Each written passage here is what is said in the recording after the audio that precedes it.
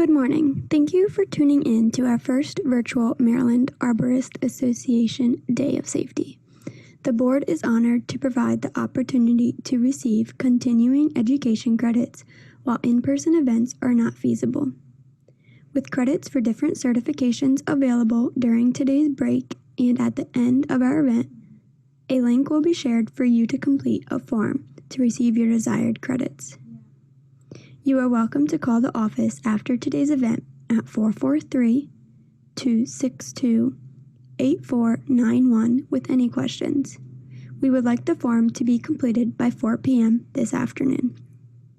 Today's event is made possible by our 2020 sponsors. Thank you for your commitment to the Maryland Arborist Association. Our 2020 White Oak sponsors are Altec Industries, Chesapeake Employers and Moran Insurance, Georgetown Insurance, Security Equipment Company, Vermeer Mid-Atlantic. Our 2020 Sugar Maple sponsor is First National Bank. We will be recording today's event. If you would like to ask a question to one of our speakers, please do so in the chat box feature at any time. We will keep participants' videos off and muted to limit distractions. Thank you for your understanding. Thank you for tuning in for our event. Ron Muir with First Energy Voltage will begin our event presenting on compliancy. Ron is an ISA Board Certified Master Arborist with Utility Specialist, Municipal Specialist, and has the track qualification. Ron has over 20 years of utility and vegetation management experience. Thank you for joining us today, Ron. Well, good morning. My name is Ron Muir. I'm the Supervisor of Transmission Vegetation Management for First Energy. And my topic this morning is complacency, the enemy of experience. So first off, the safety message. Safety is number one. It is a core value and it is a 24/7 commitment. It is not just for work. Okay, the reason it's not just a priority, but it's a core value is because priorities change while a core value does not. And safety, of course, is something that we don't just do at work, but we carry that all the way to the house. And as you can see, this is my middle daughter, Bailey, who some of you have been at some of the ISA events, MAC ISA. You've met Bailey, and she is helping me to install some stairs at our back door.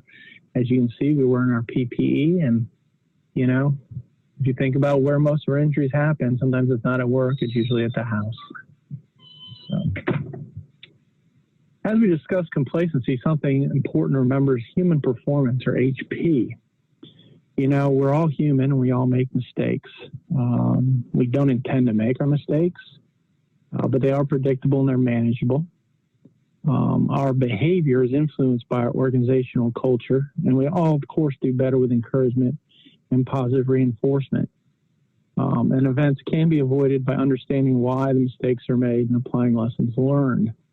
Some of the things to remember as we go talking about complacency are some of the error traps that we have out there: time pressures, distractions, interruptions, multiple tasks, overconfidence, vague or interpretive guidance, first shift, last shift, peer pressures, change off your normal work hours, physical environment, and mental stress.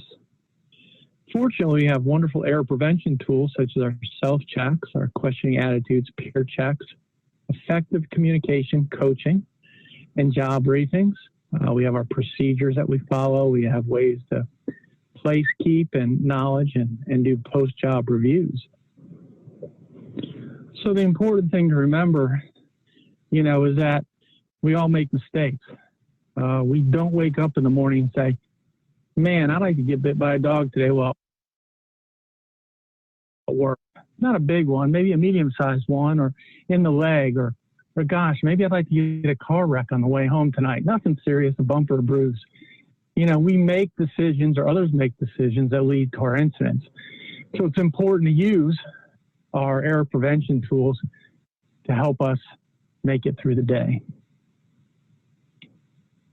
So workplace injuries are really 5 contributing factors. Distractions, you know, and these distractions take away our focus for what we're doing at work. And these distractions can be related to work, such as noise or clutter. Maybe there's people in the next, along the road, if you're working along the road, things like that. There's also distractions coming from what's going on in your home life, you know, or you got a big vacation coming up. Is there a holiday coming up? Is there other items going on at work? You know, those are some of the big distractions that can happen. Then we have complacency. You know, this is what happens when you do the same task over and over for many years. And because of that familiarity, that's when complacency can set in. And that sometimes leads to taking shortcuts, not following the normal procedures. And this is when injuries are more likely to occur. Poor housekeeping. This can be a major issue in some areas, you know, especially in offices, but also, you know, in your vehicles. You know, is your dash covered with all sorts of stuff?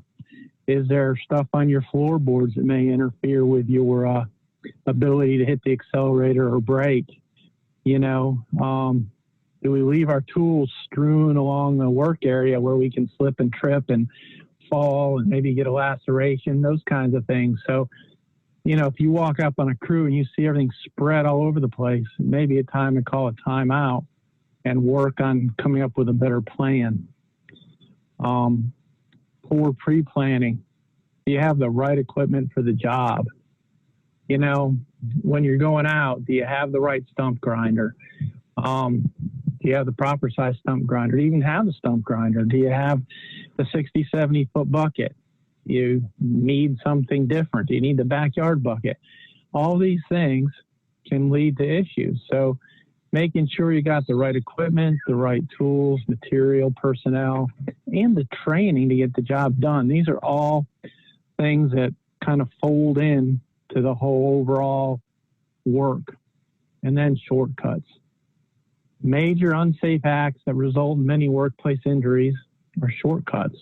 Failure to, you know, follow the procedures, cutting a corner. And this is, you know, there are various reasons why a shortcut may be taken, but eventually, you know, shortcuts lead to an injury. So those are the 5 contributing factors. And I just wanted to cover that in human performance before we drop into complacency. So complacency, we're going to work on defining it. We're going to work identifying it in the workplace, and we're going to come up with ways to prevent it. So complacency, if you look in the Merriam-Webster dictionary or online, this is a noun.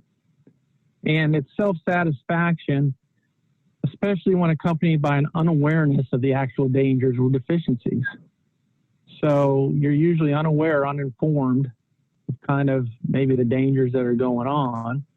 Some synonyms, which these are the words with similar meanings, is complacence, big-headed, conceitedness, pompousness, self-admiration, self-congratulation, self-glory, smugness, swelled head, and vanity.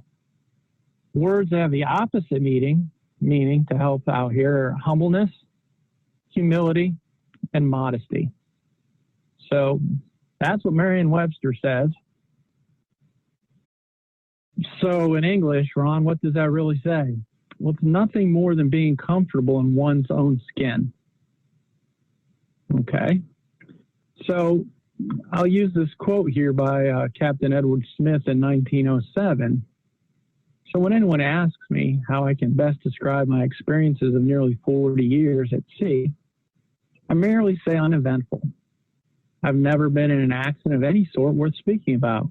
I never saw a wreck or have never been wrecked, nor was I ever in any predicament that threatened to end in a disaster of any sort. So why is Captain Edward Smith important? Why? Because he was the captain of the Titanic, and we all know what happened there. So complacency is the nemesis of your success. To put it kind of in comic book terms, it's the Joker to your Batman or the Lex Luthor to your Superman. So you get the idea. It's like the jelly to your peanut butter if you like peanut butter and jelly sandwiches. So that's kind of what it is. So what are some of the effects of complacency? So there's safety incidences. You can have near miss or close calls. You could have an injury. You could have a fatality. When you think about safety incidents, how many times you've been hurt in your lifetime and how many of those injuries really happened while you were not focused or while you were focused on what you were doing? How many times you've been injured while you're thinking about what you're doing? Probably not very often, really. Complacency also results in fewer new ideas or innovations. Sometimes it can result in current customers and future customer loss because, they get bad service due to some complacency. One of the things to consider, do you treat your old customers like new customers? Do you treat them how you want to be treated? And you also get a loss of productivity because we've been doing this so long, we just kind of walk through the motions. So again, just to give you kind of an idea, the states are the cause of the incident: rushing, frustration, fatigue, our big favorite word today, complacency, which causes errors because our eyes are not on our task, our mind is not on the task, we might be in the line of fire, we might not have good balance or traction. And so what turns out would be something that might be less risk now becomes more risk with the possibility of a hazard with a critical error. Remember, most everybody, as we discussed early on, doesn't go out and say, I want to be injured today. 95% of your serious safety violations or injuries weren't committed because they said, let's just do this. It's that complacency that has played a part in that.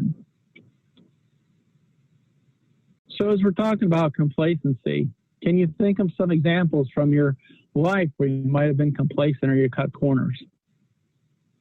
Sure, we all can think of a few.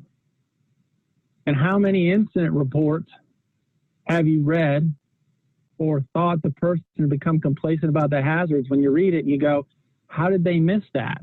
Or how did they not see that? I mean, we've all read a few of those incident reports. And you walk around the job site asking questions to teach or make employees aware of the hazards, or are you out there to catch people not following procedures and just, hit your quota for write-ups? Are you like Judy Hopps here from Zootopia, running around trying to get 200 tickets by noontime? Are you out there trying to make a difference and help people out? So how does this complacency happen? Well, it's usually by operational creep. You get little steps, little things creep into your work site. Especially happens when you're doing the same tasks over and over, or you're around the same hazards every day. You can think about it this way. We assume everybody operates the same way. But think about right-handed people and left-handed people. Do they stand the same way when they perform a task? Think as simple as baseball. If you're a right-handed batter and a left-handed batter, two sides of the plate, you're using different, how you look at the pitcher is different angles. I mean, there are differences, just that minor, between right-handed and left-handed. Other examples of how complacency creeps in, training or lack of training, overconfidence, or trust among team members as you build that working relationship with your crew. You get to the point where you almost anticipate what they're going to do. And, that breaks down some of the communication and those sorts of things. Narratives. You'll hear a lot of people talk about narratives. These are stories that people tell about incidents to make them a normal thing, such as, You might hear from people in the paper industry. When I joined the paper industry as an 18-year-old, you know, you hear the guy that's working the paper maker talk about losing a finger, and it's, you know, almost like a badge of honor or something that's expected, you know, that you're going to lose a finger working this to kind of cover the fact that we may not follow the procedure or we may not have taken a shortcut. So, you know, things to think about when you're talking to different people. So when does it occur? Well, it happens as we do something, the same items for so long one way without an incident. So then the assumption becomes that there can never be an incident, you know, because, you know, you think I've been doing it the same way for 20 years and nothing's ever happened to me syndrome. So, and then, you know, you get a false sense of security because you've had this success. And we all know in the tree industry, every Monday you get some of the incidents from TCIA that doesn't bode well.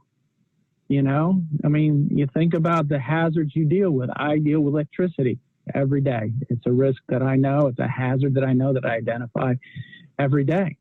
What hazards or risks do you have every day that you work around that, you know, when you started the first day, you were like, whoa, and now you don't even think of it, doesn't even give it a second thought. You know, you can think of the example of when you're learning to drive. You know, how long as you were learning to drive, how long before that radio got blasted? How long before you were driving one-handed, taking your hands off of, you know, the 10 and 2? And now, you know, we have cell phones.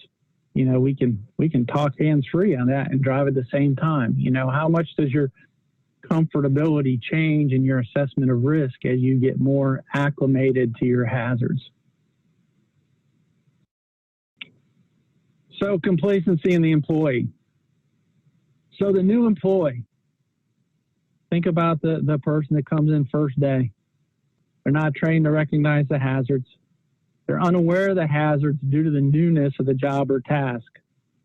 They don't know that, you know, the rate of folks that get eaten by chippers, or, you know, the number of folks that are hit, you know, that become statistics for struck bys or who get electrocuted. They have no idea.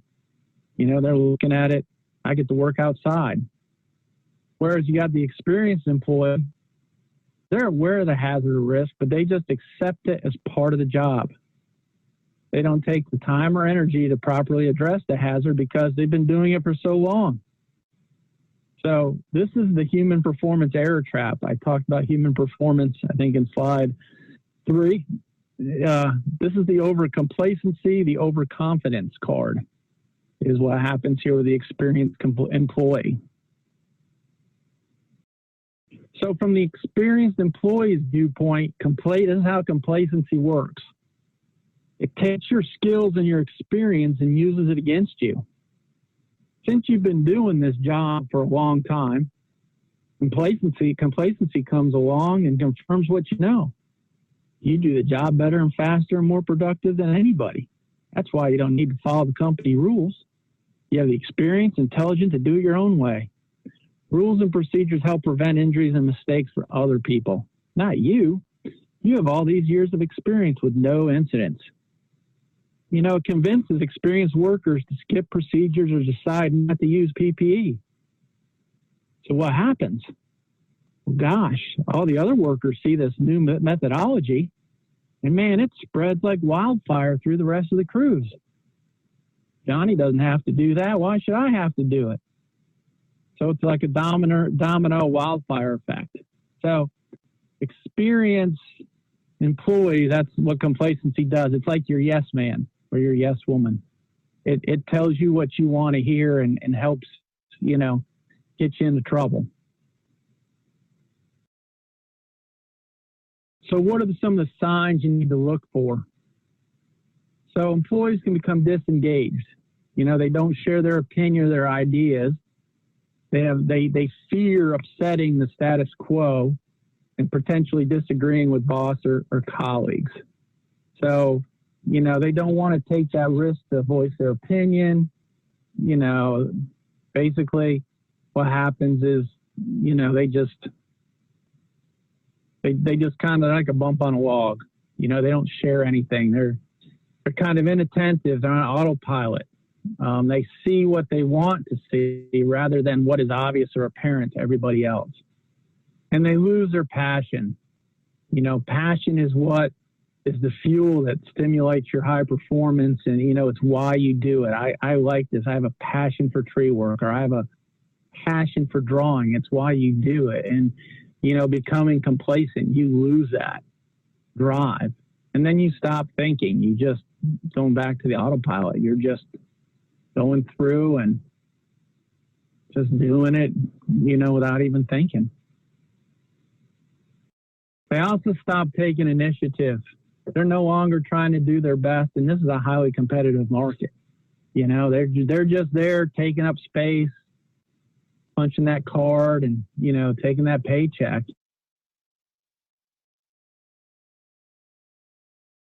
To do the best, and this is a highly competitive market.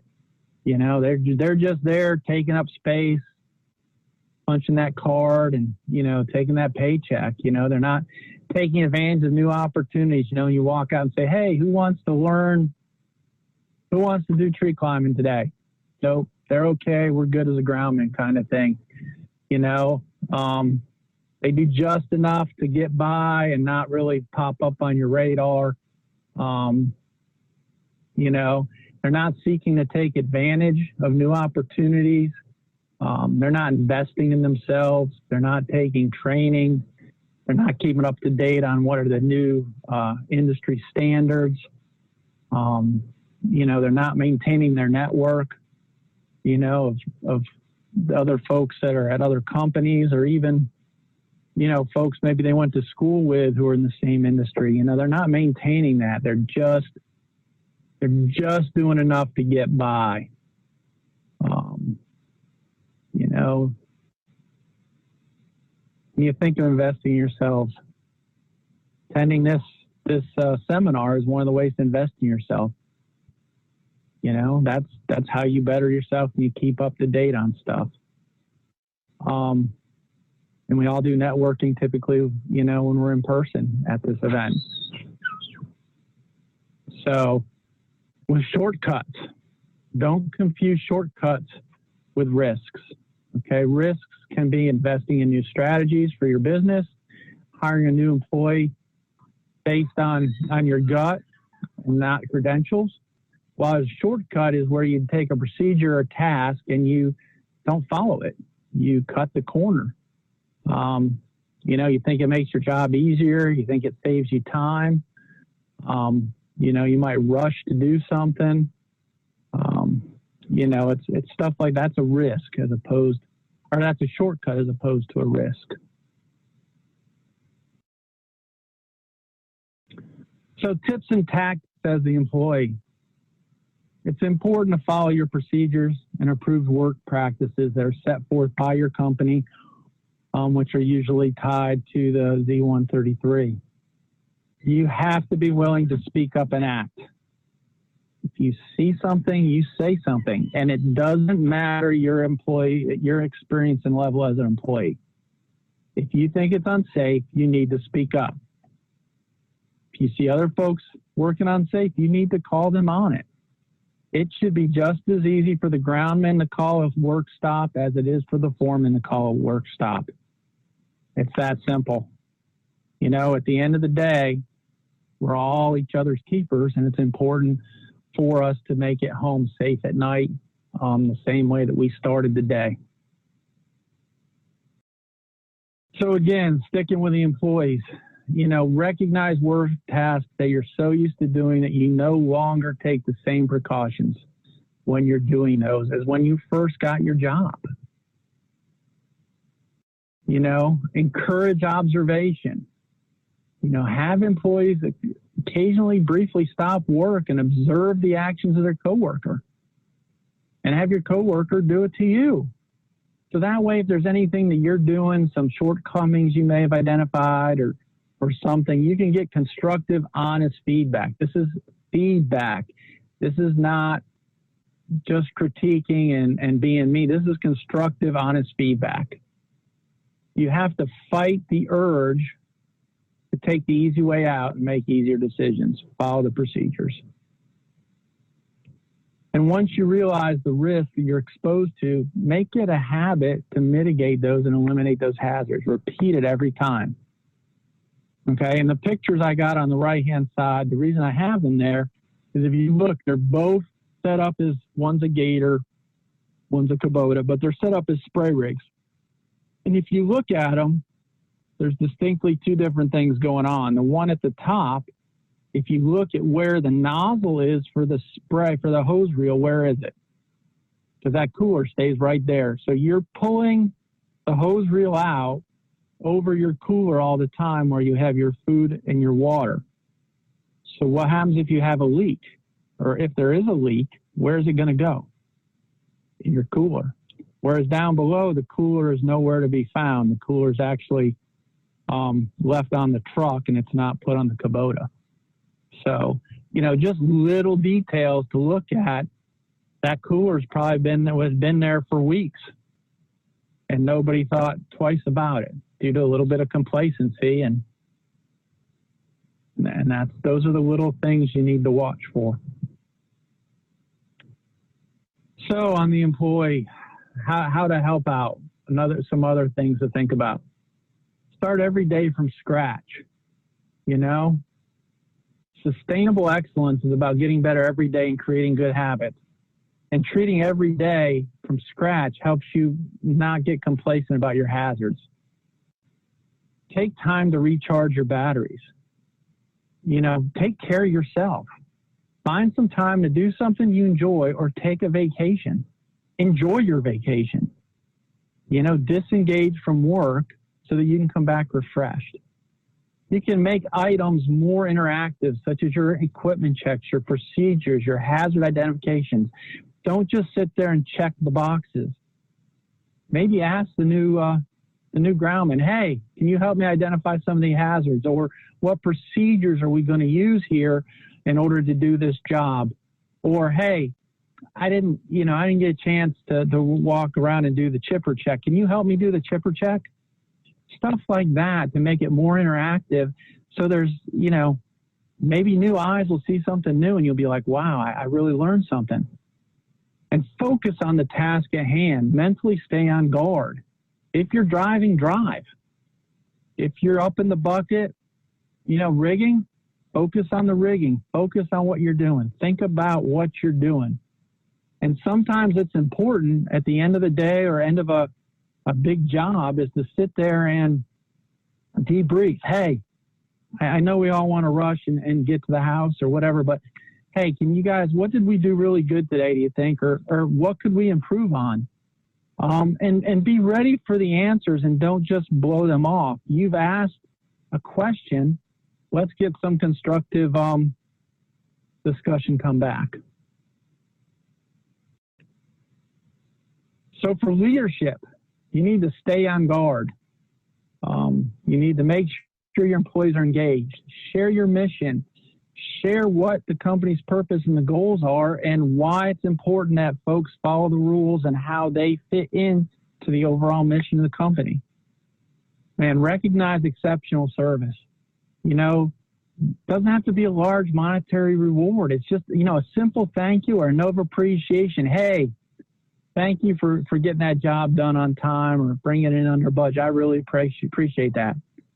Poor performance, correct it. Show you care. If you correct it, other people see that you've corrected it and you care, and it brings more buy-in. And try and avoid some routines. You know, repetition gets complacency. So change some things up sometimes. You know, if the other crews can do the same job, give them a little change of pace. Also ask for feedback, you know, from customers. You know, tell me how you're doing. Tell me how you were treated so that you get an idea. We talked about rewarding employees, especially if they make, you know, suggestions that work and it works out. Reward them for that. A balanced approach to leadership. This is tough. You have to find a middle ground between being kind of a laissez-faire manager, letting them do whatever, you know, everything on their own and being a micromanager. You got to find that middle ground, and that's tough. So you need to balance that. You want to match your staff to the jobs. Try and put people in a position to succeed, and always provide training for for the jobs that the folks are doing. So you want to actively, if you're in the field, you need to be thinking about your hazards. You need to be thinking about your hazards, your risks involved in the task or job. What are you looking at? What are you working with? What are they doing? And in this example, I have a bucket truck in the middle of a substation during an ice storm.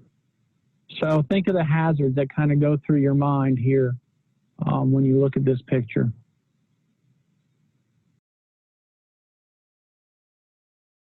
So again, now I have 2 bucket trucks actively working in a substation. So what kind of goes through your mind? Consider the hazards here. The thing to remember is that half that sub is on. The stuff close in the second picture, closest to us, that's all live. The stuff in the back has been switched off by the substation engineer. So again, something to think about. This is an actual storm job down Montgomery County. I have 2 trees on a guy wire. What's involved? It's a 230 line.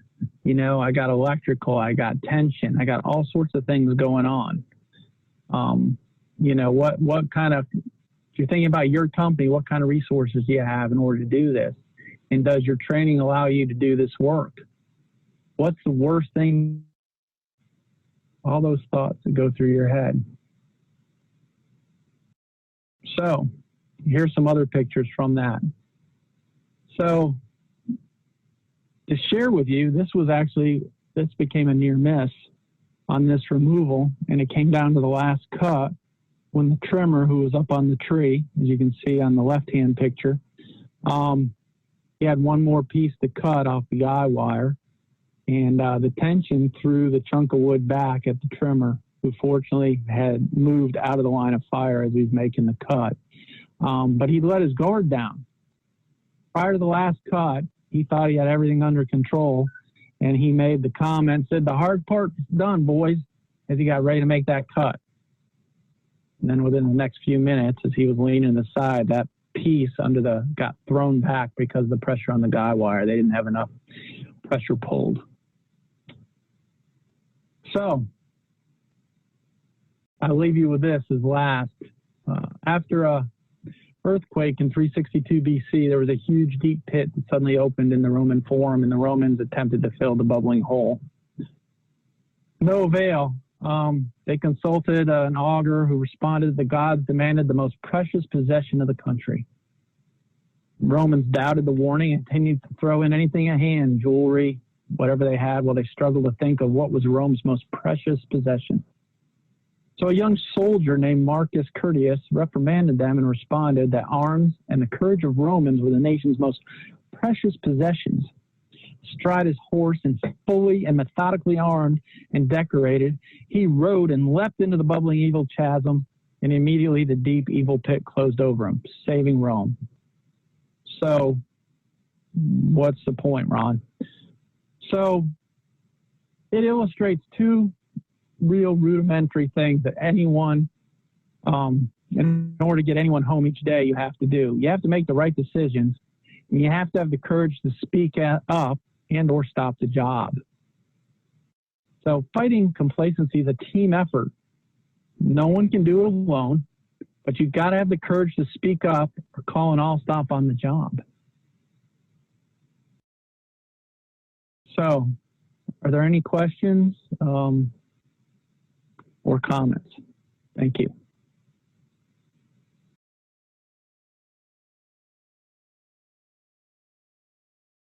We are excited to have John Ball join us from South Dakota this morning to present on the dangers and benefits of single rope technique.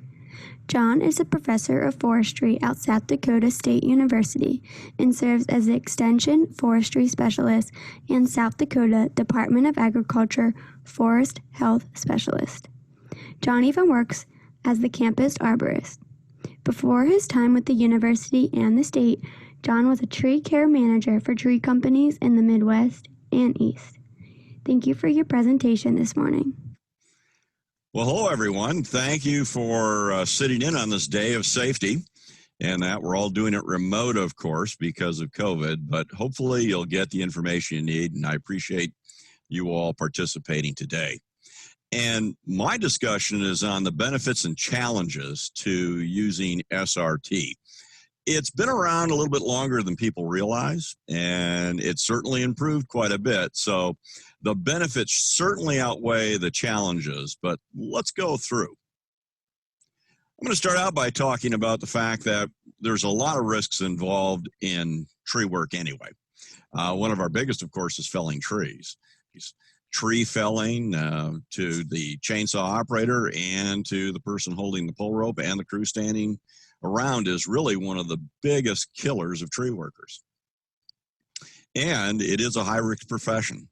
If we just take a look at all the ground workers in the United States, we have about 13 fatalities per 100,000. Now, the national norm is 4, so we're way above that. And if you exclude everybody but the tree workers, we're at 48. And that puts us way up there along with loggers and commercial fisheries. We do have a high-risk job. And if we take a look at the fatalities, I want you to notice the struck bys, and that would be the falling trees, is about 33%, but that includes falls, includes being struck by the tree coming down or branch coming down on that, and then take a look at falls to lower levels. Now, those falls do include aerial lift operators, even a few people falling from ladders, but we do have an awful lot of fatal falls. And if you look at non-fatal injuries, and by these I'm talking about injuries serious enough that you ended up in the hospital, at least for one day, 48%. It is the highest category for injuries, falls to lowest levels, and almost all those are to climbers. So we really got to pay attention to safety when we're climbing. Well, where do we start? This is it. And believe it or not, I kept the darn thing. It's 40-some years old. It's leather. No, I'm not getting off the ground with it anymore. And yes, it's a body belt. And quite often we use this with spikes, but believe it or not, you just free climb the tree and put that buck strap around the tree to hold you while you were cutting. And we free climbed. This was pretty much standard back in the 30s, 40s, which predates me, but it was still common in the 60s and 70s. And then we started using a climbing line. And again, this is an older picture from the 40s and that, but nevertheless, even using a climbing line is a relatively new technology for tree workers. In fact, one of the early articles says, trying to encourage people to use ropes it was not unmanly to use a rope. A rather sexist remark, but nevertheless trying to convince people to use this. And take a look, the cover of the 1983 Journal of Arboriculture. And what this is showing is a student, I believe it was at Rutgers, that is climbing the tree. Now notice he's got his arborist saddle on, but no line through the D-rings. They're just hanging there. And he's pulling himself up hand over hand. And when this made the cover, people were writing in, and one of the readers wrote, I find it inexcusable for use this as a cover picture in the February 1983 journal. And the author of the picture, the instructor, said, well, we allow the students to climb either as body thrust or hand. Your words of inexcusable are a little strong. And he got a lot of flack for that and probably should have. But nevertheless, we did a lot of free climbing or just hand over hands over a rope. In fact, the way I was taught in the late 60s and the 70s was you would free climb to your tying point. In other words, just 3 points contact going up the tree. And you got to a high point, typically about 5 inches in diameter, and that's when you tied in. Your rope trailed behind you. And then you used your rope to work your way down the tree. Now, there were some advantages of that, as we're going to talk about here in a moment. And that's the saddle I used. I still kept it. I must be a pack rat. And you know what? I can still wear it, which I was kind of pleased with. I put this on just a couple of days ago. And that old saddle just had a butt strap beneath it. And we had this just a attachment. They got rid of this because a lot of people wouldn't finish pulling it through like I'm doing here to make sure it's cinched properly so you didn't slide out of it. In fact, in the late 70s, they went to buckles instead so people wouldn't actually accidentally come out of these. And of course, our ropes have changed as well. I still kept one of the Manila ropes, kid you not. It's 40 years old. And of course, I've got a lot better climbing lines now that I actually use for working. But there was my setup. I would tie a double half hitch through the 2Ds, the only 2D rings you had. And I'm going to tie a taunt line on the end. So the setup looked like this. My 2 half hitches, my taunt line hitch, and some of you my age might look at that and say, wait a minute, that's only 2 up and 1 down. You're right. A lot of places use 2 up and 2 down. We called it 2 up, 1 down, the suicide knot, because it ran a little faster, but I was a little lighter then, and so I could use it. And then, of course, you tied a figure 8 at the end as a stopper knot because the taunt line would roll out as you worked during the day. It got farther and farther out.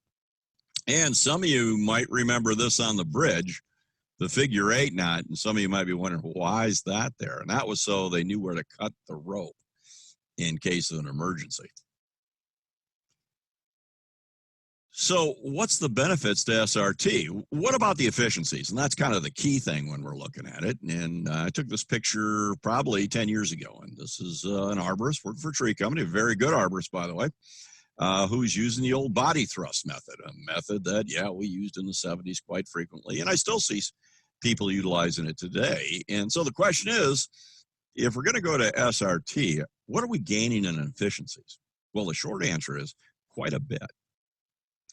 And so let's set up a trial here. You know, we can use all our little game players here and have them try to go through all their stuff and hang on to all that, or what the heck, let's use real people.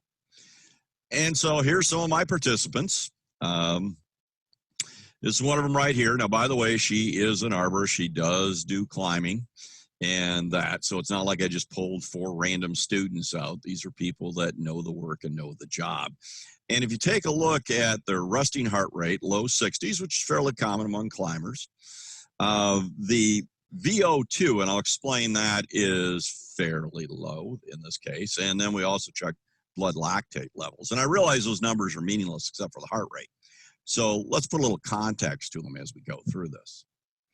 First of all, we're really going to look at VO2, and the V stands for volume, the O2 for oxygen. And that's a measure of an individual's capacity to transport and utilize oxygen during exercise. It's a measure of aerobic fitness, and you need aerobic fitness if you're going to pull yourself up into a tree. And so the oxygen consumption is dependent on the ability of the heart to pump the blood. So you know what? You better have pretty good cardios as well, because you're working quite a bit there. So that's really the key measurement, that and your heart rate. So what we're going to do is we set up some studies, and these are standard studies. This material from our sports medicine is utilized for rock climbers and that too. And by the way, I might add, we're redoing it next year. The equipment's gotten a lot smaller, which I really appreciate. But this is just to let you know what we're attaching onto them as they're going through their ascents onto it. We do have them wear a mask. You're all familiar with masks right now. This is actually an easier mask to wear, by the way. We put it on runners. So it does not interfere with your breathing at all. And all these are breakaway cables. There's no way you're going to get tied up and connected to it. But it's a good way for us to measure it. And quite honestly, once you put it on and walk around a bit, you can start working and not really notice it's there. I know that's hard to believe. So let's take a look at what happens when we utilize this and measure. Well, we're also going to measure heart rate too. So we're going to track that as we're going. And all this is Wi-Fi back, so we're measuring real time what's going on in you as you're ascending the tree. And we're going to take your weight and height too, because we need that some of the variables. Well, let's start out body thrust method. Yeah, this is the old one. Just kick your legs up, wrap the tree, pull yourself, kick your legs up, wrap the tree, pull yourself up. Fairly common technique in the old days. Wouldn't even have to explain it. A lot of you probably have never done it. but it used to be a fairly common technique and still is, I'll have to admit. And then let's look at the modified body thrust. And this is where you're taking a lock on the rope and pulling yourself up as well rather than the tree. It's a little bit better, and I used that a lot in the 80s and even the 90s to get up there as I was advancing my friction hitch. And then, of course, the secured foot lock. In the old days, it was unsecured, but now the secured foot lock, where now you're using a stationary rope. The rope is no longer moving. You're moving on a stationary rope, and this was what we used to call the double line foot lock. But it is, of course, just a single line. And then finally, SRT, where you are advancing on a line up the tree. Let's start out the basic. At rest, average heart rate, participants about 57, fairly common with athletes, fairly common if I measure a lot of climbers. And if you take a look at the VO2, about 3.5, which means they actually have pretty good aerobic capabilities. VO2 max for the group is about 48. So, and I would expect to see that too with runners and with climbers. But look at this. The minute you start going up, look at that heart rate. It goes from about 60 to 166. And look at your oxygen consumption. You're sucking in air like no tomorrow. It jumped from 3.5 to 41. What I tell you, the maximum was about 48. In other words, they can't do any more than that. And so let's look at the methods. Body thrust. Look at the VO2, 29. Heart rate, 183. Modified, a little bit better. Secured foot lock, certainly better. And look at SRT, 22 and 160. That's not bad. That's statistically significant difference. And that, so clearly this is a more efficient method. In other words, less wear on your body, better performance than any of the other methods that we utilize. Because I want you to all think of this. Every time you lift your hands above your heart rate's going to go up. So, and you could see that as a spike. They're starting to go up, arms go up, boom. The heart rate goes up. And that is disproportional to oxygen consumption, though that still goes up as well. So anytime you're using your arms to pull yourself up, that's a lot of work. You all know that, but now we can measure it. So this is a fairly inefficient system. It got us up in a tree for a long time after free climbing, but it's one that really needs to go its way, at least for a main way of climbing. Because you can actually perform at about 60% of your VO2 max. In other words, if you're going to work all day, you shouldn't spike above that. And you'll notice that the single rope tag, the stationary rope technique gets you into that. You can work that during the day without wearing yourself out. Because why? You're using your legs. That's what you want to do. You want to use your legs far more than your hands. And that's precisely what I do for rock climbing. That's what I teach for rock climbing. That's how you're going to get 800 feet off the ground. Because feet are the foundation of climbing, as this article mentions. Lots of beginners try to pull themselves up. See a lot of people trying to pull themselves up the rope. But you're going to tire out. Think of climbing a ladder. And I think that's a good analogy for tree work. You don't pull yourself up. You step up. Use your arms and hands for balance as much as possible. All right, that's what you want to do. Use those leg muscles. Well, there's going to be some challenges to SRT, of course. Nothing's perfect. So let's take a look at them. First of all, you're now setting the line from the ground. I mean, you're tossing. We've got big shots. Now, this is what I used to use, this big old pear. And yeah, you could fling that thing up, but not that far. And remember, too, we used to free climb to the top and then set our anchor. Advantage with that is you knew exactly what your anchor looked like. And we were taught the anchor goes, the line goes around the trunk over the branch union. The idea being there, if that branch were to break, the rope would merely slide down. And that was actually a requirement in the ANSI standards till 1994, excuse me, that you always put it over that, but we don't do that anymore, and that's a problem. Think of doing a canopy anchor for your SRT. what are you doing? You're isolating that particular anchor. It's a great system, by the way. There's less force on the tie-in point and less bounce in the line because there's less line, but you've got to isolate that line. In other words, you're dependent on the strength of that particular anchor, that branch, and you're not able to inspect it up close. And of course, it's hard to retrieve. You got to get up there and get it unless you got a little line attached. The farther the line is from the branch union, the greater the dynamic amplification, the sway frequency. You never would dare set a line out that far. It ought to be there, and quite honestly, I wouldn't even put it on this branch. All right, now you might say, well, I'm going to test it. Well, good luck on that one. Here's one that was tested in Ontario. They gave the tug test. The guy started up it, and it snapped. So we got to do a better job of inspecting our tie-in points. And we do have that in the Z, that you inspect it from the ground, which makes sense, but it might be 50 feet up above you.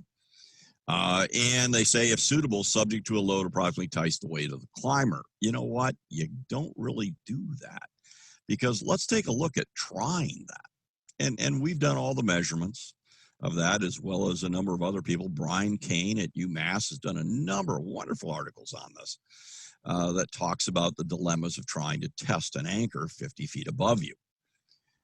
That two people don't pull with a force, tension, equal their own weight. So you say, well, I weigh 200 pounds. I got two people to pull. That's 400 pounds. No. If they're standing on the ground, they're pulling with about 60% of their own weight. You cannot pull with your own weight if you're standing on the ground. You're violating the laws of physics then. So 280-pound people are pulling with a force of about 220 pounds. So remember that, 220 pounds is what two people are tugging that. But when you're climbing that, on that line, attached to that anchor, you're exerting about 1 to 1.4 times your weight. So a 180-pound person is putting 180 to 250 pounds of force on that. In other words, one person climbing that can put more force than two people pulling on it. So it's not a real good test, and you never know that perhaps you've weakened it.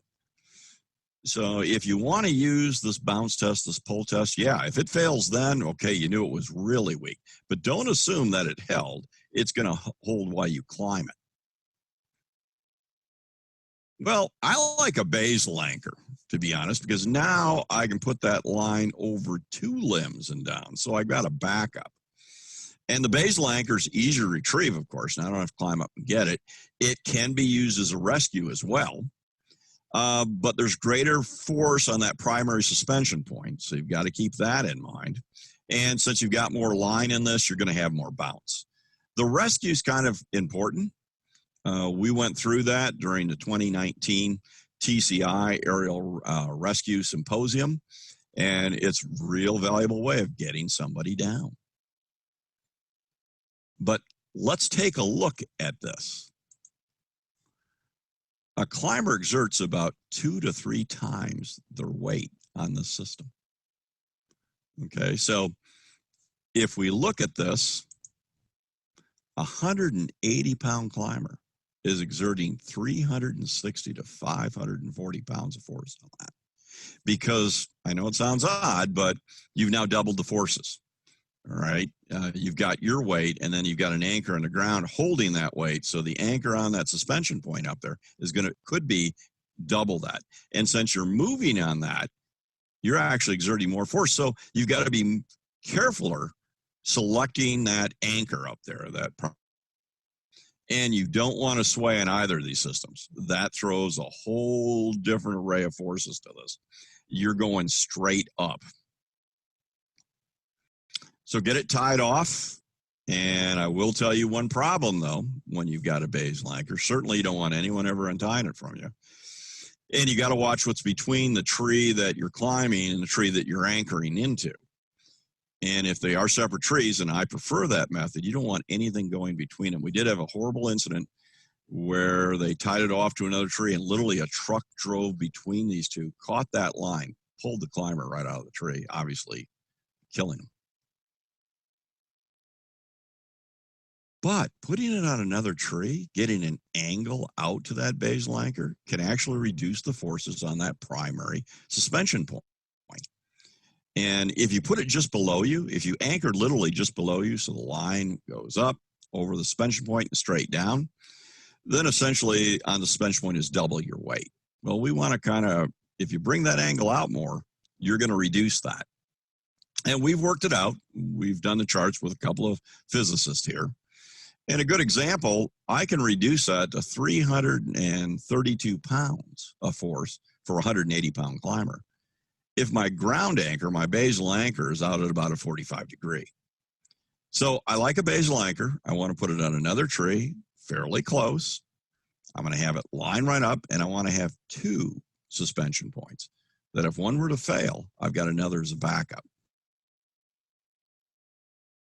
It is adding more force, of course, to that basal anchor, but I can see the basal anchor. It's around a tree. Well, what are some of the other risks out there? Well, apart from the system, falls from trees. Like I say, that's about 20% of our fatal incidents are to climber, 31% of our severe non-fatals are to climber. What happens to them? And this is all our climbers. Tie-in point fails, and that is a lot of our SRT. That's 3% of the total number of fatal incidents we have, and about 7% of the severe. And what's interesting, sometimes they get about a third the way up there, and that's when it fails. Repositioning or changing climbing systems. About 4% of our fatal incidences, that's fatal overall. That's counting all the incidents that occurred at Arborist, and about 6% of our severe non-fatal. What used to happen is you didn't have your lines isolated, and you had a branch between them, so you had to unclip for a minute. Well, you know that. You're supposed to use your lanyard. Too many people, when they're changing systems or repositioning, think, I'm only doing this for a second. I don't need to clip in. And unfortunately, that's when they fall. The other is, look at this, 2% of our fatals, 6% of all our severe non-fatal, you cut your line. Now, most of the time, you're cutting your line with a chainsaw, but as Brian Kane showed, you can do it with a handsaw, too, if that rope's under tension. And you're supposed to use two attachments, one a climbing line, the other being a second climbing line, or a lanyard when you're operating a saw up into a tree to prevent this sort of incident from occurring. And then we have electrical. 7% of our fatal incidents are to climbers, and that's usually the indirect. They cut a branch that comes down and hits the wire. Direct contact, much less than 1% of our fatal incidences. And typically, though, it's like this. You end up touching your back onto the wire. Why would you touch it with your back? Because you didn't know the wire was there. Why do you know the wire was there? Because you didn't do your pre-work inspection, a requirement for all tree work. And climbers are cut by chainsaws, far more than anyone else, ground workers or aerial lift operators. It's not a big number in terms of fatalities, 1%, but 7% of our severe non-fatal. And I want everyone to be very cautious when they're operating a chainsaw up in a tree. I know we all do. That's how we get our jobs done. But nevertheless, you're working alone. Something goes bad, someone's going to have to get to you fairly quickly, or you're going to have to get down fairly quickly. And we've tragically had incidents where that didn't happen. Remember, two hands on the saw at all time. There is no exception. What we allow is you can reverse the hands, but there is no one hand exception. Two hands on the chainsaw at all times. And carry a first aid kit. Now, I don't carry Band-Aids because I don't care about a little blood, but I do want to carry a soft tourniquet and know how to use it. Because if I cut myself with a chainsaw up in a tree, in my last moments of consciousness while I'm waiting for someone to get to me, or if I'm in shock and not able to bail out, and we've had that happen, I'm going to put that on and learn how to use this and carry one. That's my advice, not a requirement, but that's what I carry for first aid. And when do I have to carry a handsaw when I'm up in the tree? All the time. All right. So anytime you're climbing, you better have a handsaw with you. Well, that's it for this morning. Thank you for participating in this. I'm certainly going to be around to answer any questions, but if you have any additional concerns or that, feel free to always email me at john.ball@sdstate.edu. Climb safe, everyone. Thanks.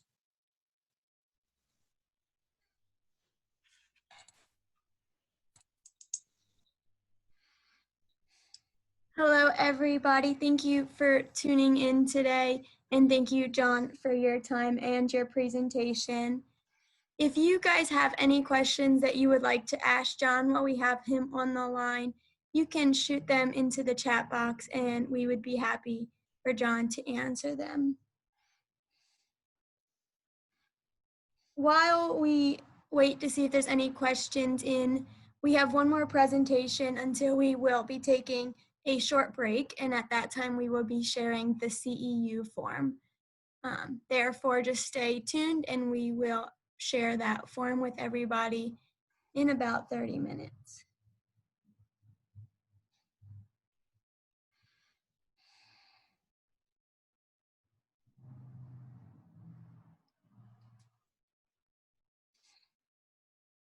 All right, so John, we don't see any questions in our chat box, but thank you for your time and for being here today with us. We really appreciate all you do for us. Thanks. Take care.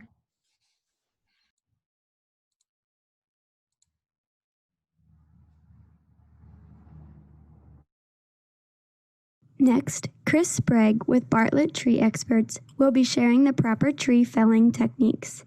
Chris is a Maine transplant who began working as a climbing arborist.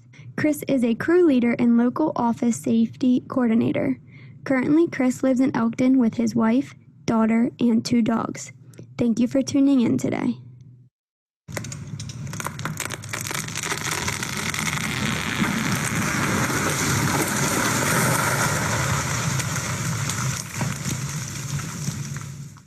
Hi everyone, my name is Chris Sprague. I work for Bartlett Tree Experts. I'm the local office safety coordinator in Baltimore, as well as doing production work full-time throughout the week and helping within our division with training programs. So I'm going to talk about safe felling practices in arboriculture today. So it's a really big topic, much more than I can cover in a quick little webinar. But I'm going to cover how Bartlett trains and performs felling operations and the system that we use to keep ourselves safe, to keep our clients and their property safe, and to ensure a good outcome for the work that we're trying to do. So it's important to note that felling for arboriculture is slightly different from felling for logging. Logging is based primarily upon production, how many trees you can get down, get it in the right lay so the log truck can get it, so on. Whereas for arboriculture, it's more for the purpose of the client. We're trying to remove a hazardous tree or maybe doing some kind of lot clearing operation, or they're putting an addition on the house, whatever it may be. We're being hired by the client to take the tree down safely to avoid damage to their property, and in the course of things, we want to keep ourselves and the public and our clients safe as well. So this may mean that we need a combination of techniques to get the tree safely on the ground. We may need to use mechanized equipment with a crane or an aerial lift. We may need to do part of the tree manually, a manual removal with climbing and rigging before we can fell the tree. Sometimes we're lucky enough to get a tree with a nice open drop zone where we can just drop the tree. So what this course is going to cover is those trees that we have the space to fell, and some tools for doing it successfully. So we'll say we've determined that we can fell the tree. So we're going to need to start off on the right foot, have the right equipment with us. So that starts with our PPE. So helmet, safety glasses, hearing protection, good solid boots, and chainsaw protection of some sort. So either pants or chaps. Then obviously we're going to need a chainsaw in good working condition with a sharp chain. It's always a good idea to have an extra chain kicking around. Making sure all of the safety features on the saw are functioning before we get started.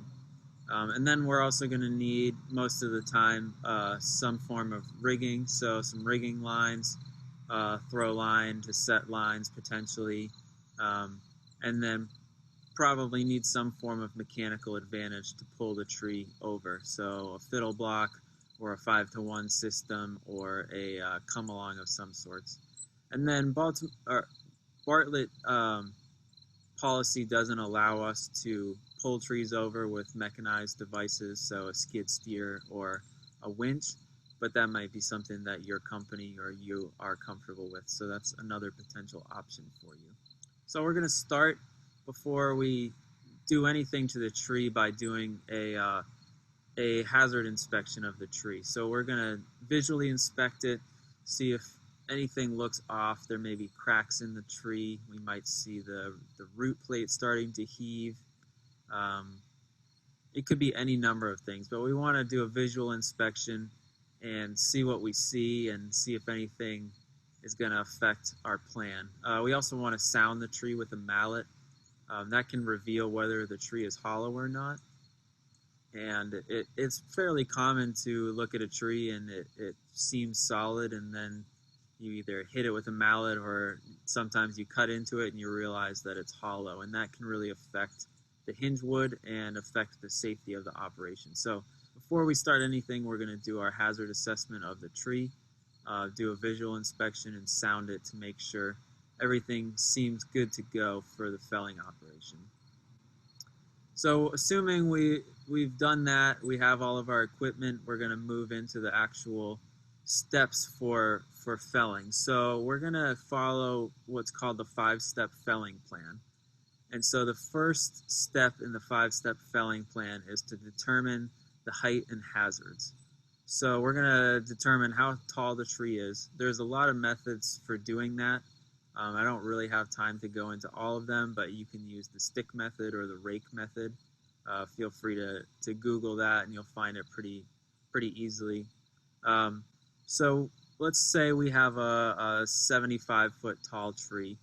So we want to establish a drop zone that's at least 75-foot radius around this tree. So we've got our 75-foot tree.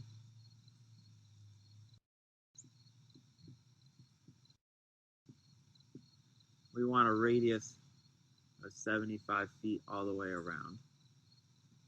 So that doesn't necessarily mean that there can't be an obstacle within that 75 feet, but we need at least 75 feet for the direction that we want to fell it. And we have to be really confident that it's going to go in the direction we want to fell it if we have an obstacle on another side. So the safe drop zone for people not involved in the operation of felling for Bartlett Tree Experts is 2 times the height of the tree. So in that case, our actual work zone would be 150-foot radius from that tree. So that's where we'd set up our cones. That's where we would keep anybody not directly involved in the felling operation out of that area until we're completed, just to keep everyone safe. So as part of that, the hazards. So I want to talk just briefly about what we mean by hazards and what we mean by obstacles. So by hazards, I mean anything that can harm us or cause something with the tree to go wrong that could put us in danger.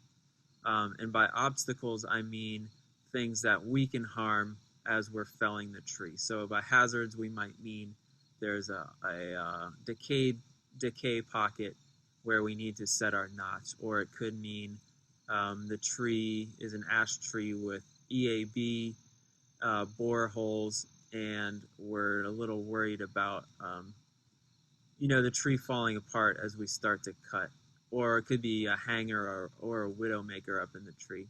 And then obstacles would be things that we can hit and harm during the felling process. So that could be a house, could be a car, could be any number of things.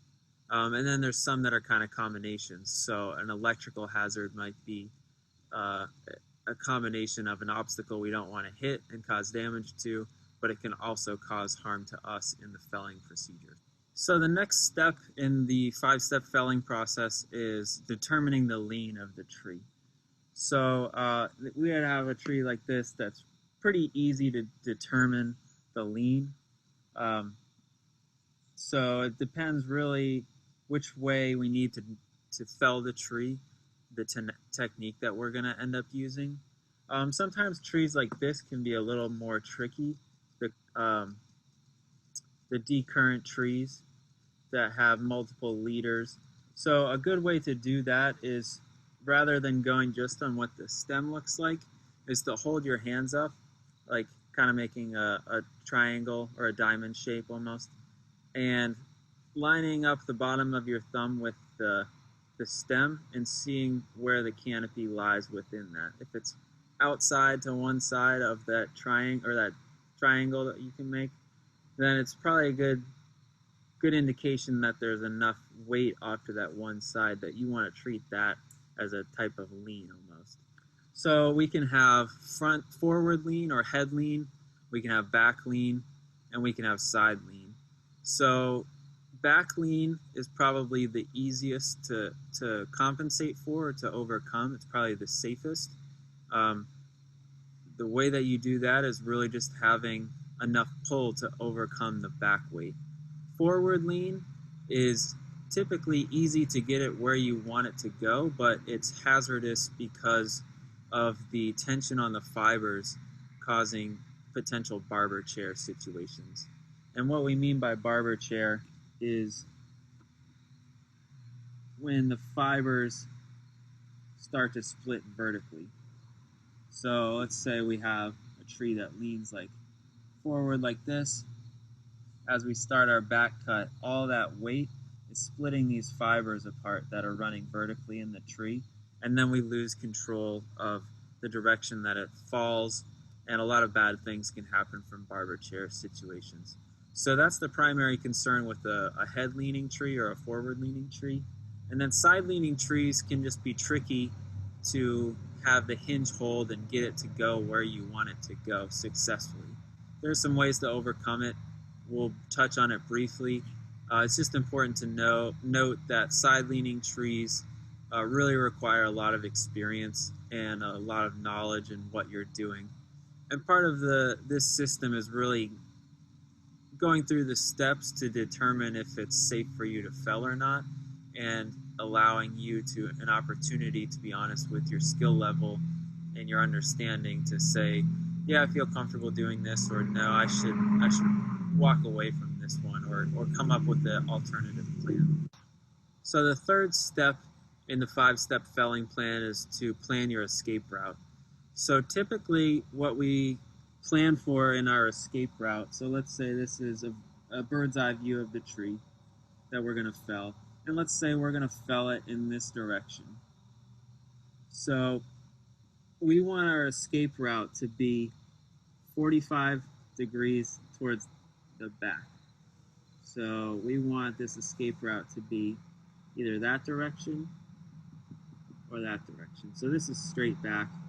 So we want it to be 45 degrees to straight back, if that makes sense. And we want to make sure that we clear that route before we start our felling operation. So if we're in the woods potentially, we don't want a wall of greenbrier back here preventing us from getting out through our escape route. So I added in a sub-step for the 5-step felling plan, and that's setting a pull line. So at Bartlett Tree Experts, it's our policy to set a pull line every time that we are undergoing a felling operation. So pull lines help in a lot of ways. They've definitely saved me from some broken fences and some accidents. And it's just part of our kind of habit that we get into at Bartlett Tree Experts to set a line every single time, no matter how easy or complex the tree is. So the 4th step is setting your notch. So there's 3 types of notches essentially.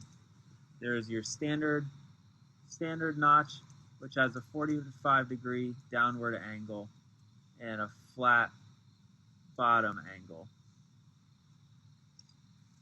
So this is called the conventional notch. And where it comes from is the actual technique back in the day with hand tools. They would use their felling axes and set this top angle with their axes. And that was ergonomically made sense for them. And then they would use their crosscut saws and come straight in horizontally and meet at the apex and pop out their notch. So that made sense back in the day ergonomically. Then we have our Humboldt notch, which is the same 45-degree angles, but it's reversed. So we have a horizontal top cut and a 45-degree downward angle. This is used a lot in logging, and it can be used in arboriculture as well. There's different applications for each of these. So the one that we like to use the most in felling operations at Bartlett Tree Experts is the open face notch. So that's essentially a 60 to 90 degree notch.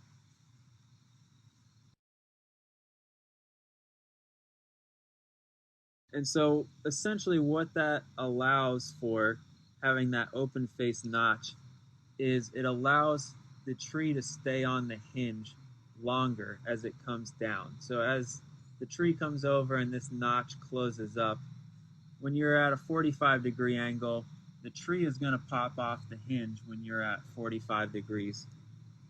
With this, it's not going to pop off that hinge until you get it further down the swing of the fell. So sometimes if you have a 90-degree angle, it's not going to even pop off the hinge at all. So where you might want to do something like this, I use these two notches a lot more when I'm actually in the tree, and I might use the Humboldt for a top that I want to pop out away from me. There's different applications for each one. For felling, we prefer this one because of the control that it provides you for allowing the tree to stay on the hinge longer as it comes down. So it's also important to remember when we're doing setting our notch, we need to consider how deep we're doing it. So we want our notch to be set at 80% of the diameter. So we want it to be right about here. So our best holding wood is going to be on the outside of the hinge, this sapwood right in here. So if we go back further, we're losing a little bit of sapwood on our hinges, and it also can affect the kind of center of balance of the tree. So we want it to be right at 80% of the diameter side. So if we have a 20-inch tree, we want our hinge or our notch to be 16 inches. So the fifth step in the 5-step felling process is to set your back cut. And it seems like a pretty simple step for people who might have been felling trees for a long time, but it's a really crucial one. So the first thing that's important to note is where the back cut is in relation to the notch. So we'll draw a nice big notch over here. Nice open face. So what's important to note is we want our back cut to be nice and level, and we want it to be right at or just above the apex of the notch, so right here. So we want that back cut to come in right there. We don't want it to be below, and we don't want it to be high because of a couple reasons. So if let's say we do it high up here. So I'm going to draw a little line right where the apex is. So if we do it high up here, you got to imagine the wood and the fibers in the hinge are going to start breaking, but they're not going to break till a little bit later because this little section is going to be wider. So if we were to do our back cut at the right spot, the hinges would start breaking about here. But as we go up higher, this distance gets greater. And then eventually, we're going to actually bypass the apex of the cut, and then we're going to lose our hinge completely. If we go below, what can happen is sometimes the hinge can break and the butt of the log can shoot off the back of the stump. So we want it to be nice and level, and we want it to line up with the apex of the notch or be just above it. So a few other important things to know about your back cut is your hinge thickness. So you want your hinge thickness to be 10% of the diameter of the tree. So again, let's take a 20-inch tree.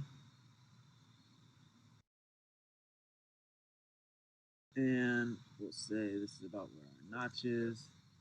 We want our hinge to look about like that. So 20-inch diameter tree, that's going to be a 2-inch hinge.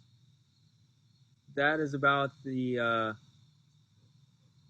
perfect width for the fibers to do the work that they need without it being too much to make it hard to pull the tree over. Sometimes you might want to do what is sometimes referred to as a Dutchman's cut.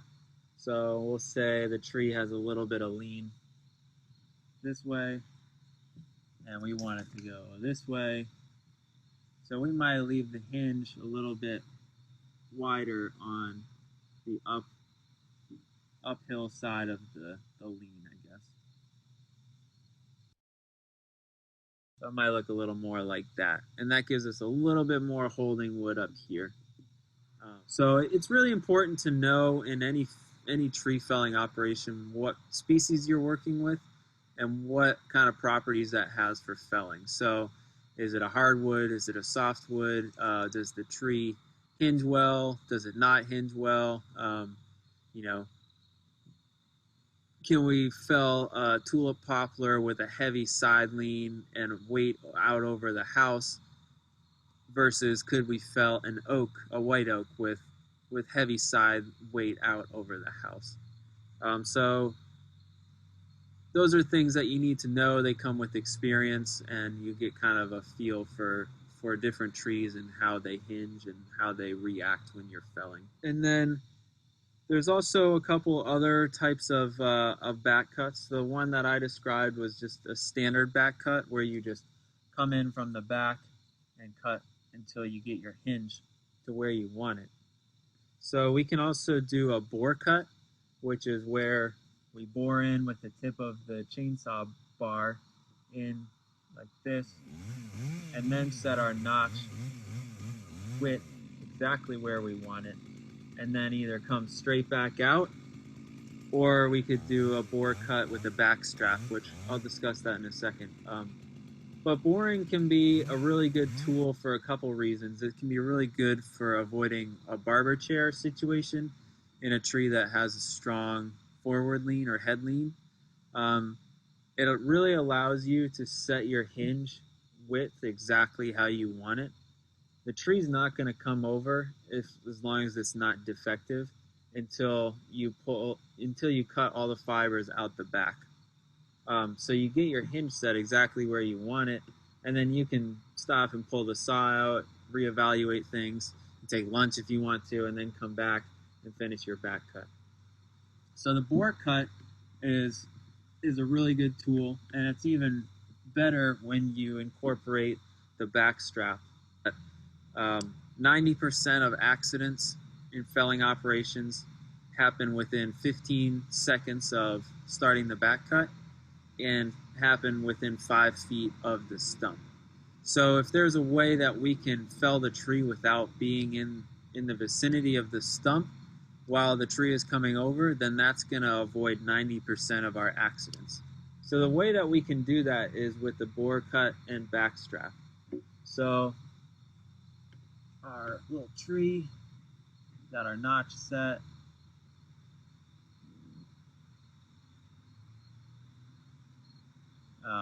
So we bore in, get our notch set right here, bore out until there's about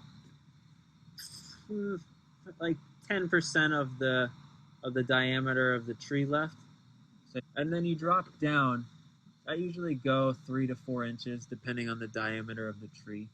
And then you make your back cut and you bypass your bore cut. So as long as it doesn't have a head lean and you don't have a bunch of tension on it, this tree isn't going to go anywhere. You can get out of the kind of danger zone around the stump and then have your crew pull the tree over, this bypass cut will sever the fibers, the vertical fibers, and then the tree will continue to come over.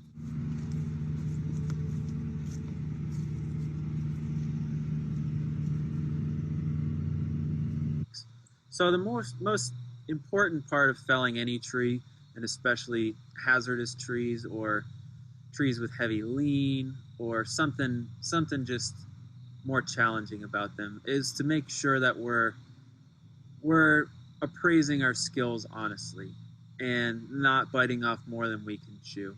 There's certainly been trees that I've walked away from, or trees that at the very least I've said, we can't fell this the way that we want to.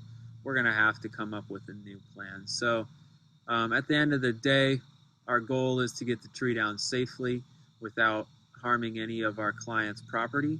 And if we don't feel like we can do that with the skill set that we have and the knowledge we have to come up with another plan, or at the very worst case scenario, we need to walk away and let someone else with more skill handle the job.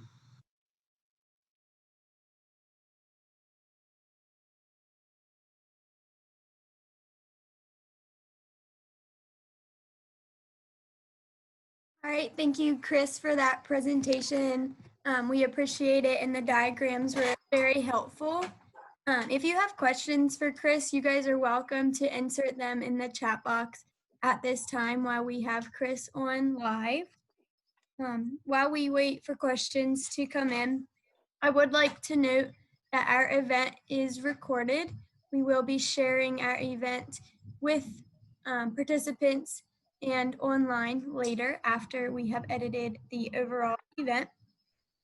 Currently in the chat box, you can find a link to a form so that you can complete it and get your credits. Please share your name, your email, and your phone number with us, and enter your certification number in each section that you would like to receive credits in. If you do not have your certification number, please put an X in the section that you would like credits in. If you are calling in today and you cannot access the chat box, we will send an automated message following today's event with the link to get your credits. You will only need to complete this form once, and if you do not need credits, you do not need to complete the form. Thank you for your time and understanding. Chris, unfortunately, we do not have any credits or questions that have come in, but thank you so much. We really appreciate the time and the work that you put in that presentation and the visuals that you incorporated. At this time, we will be taking a break. Tune back in about 12 minutes and fill out that form. We'll see you guys at 10:15. Thank you all once again, and we'll see you soon.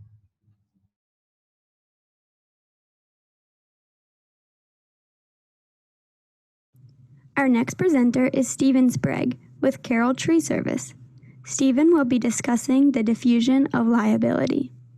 Stephen has over 15 years of combined experience in arboriculture as a qualified line clearance arborist, certified crane operator, and tree care safety professional. He is responsible for safety and regulatory compliance at Carroll Tree Service in Owings Mills, Maryland, and he currently serves as the president of the Maryland Arborist Association. Good morning, everyone. Thanks for coming to Diffusion of Liability, the less noble side of sound safety policy. My name is Steve Sprague. I'm a registered consulting arborist and certified tree care safety professional with Carroll Tree Service. I am also, I serve on the board of the Maryland Arborist Association. Appreciate you coming out for this. The idea behind having a quality safety program or sound safety policy, the priority that is always put forth is that to ensure that every employee goes home safe every day.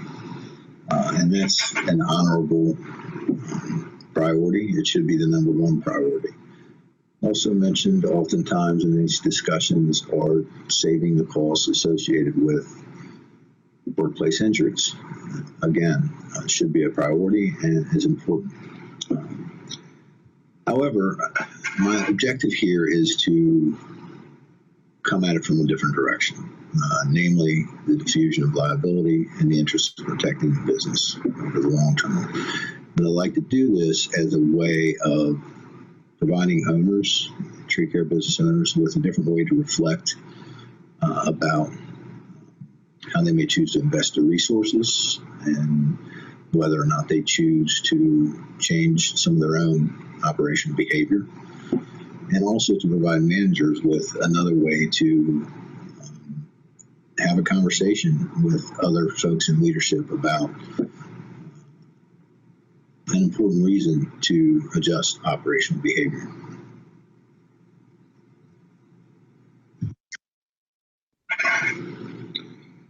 All right, protecting the worker protects the business. That's the truth.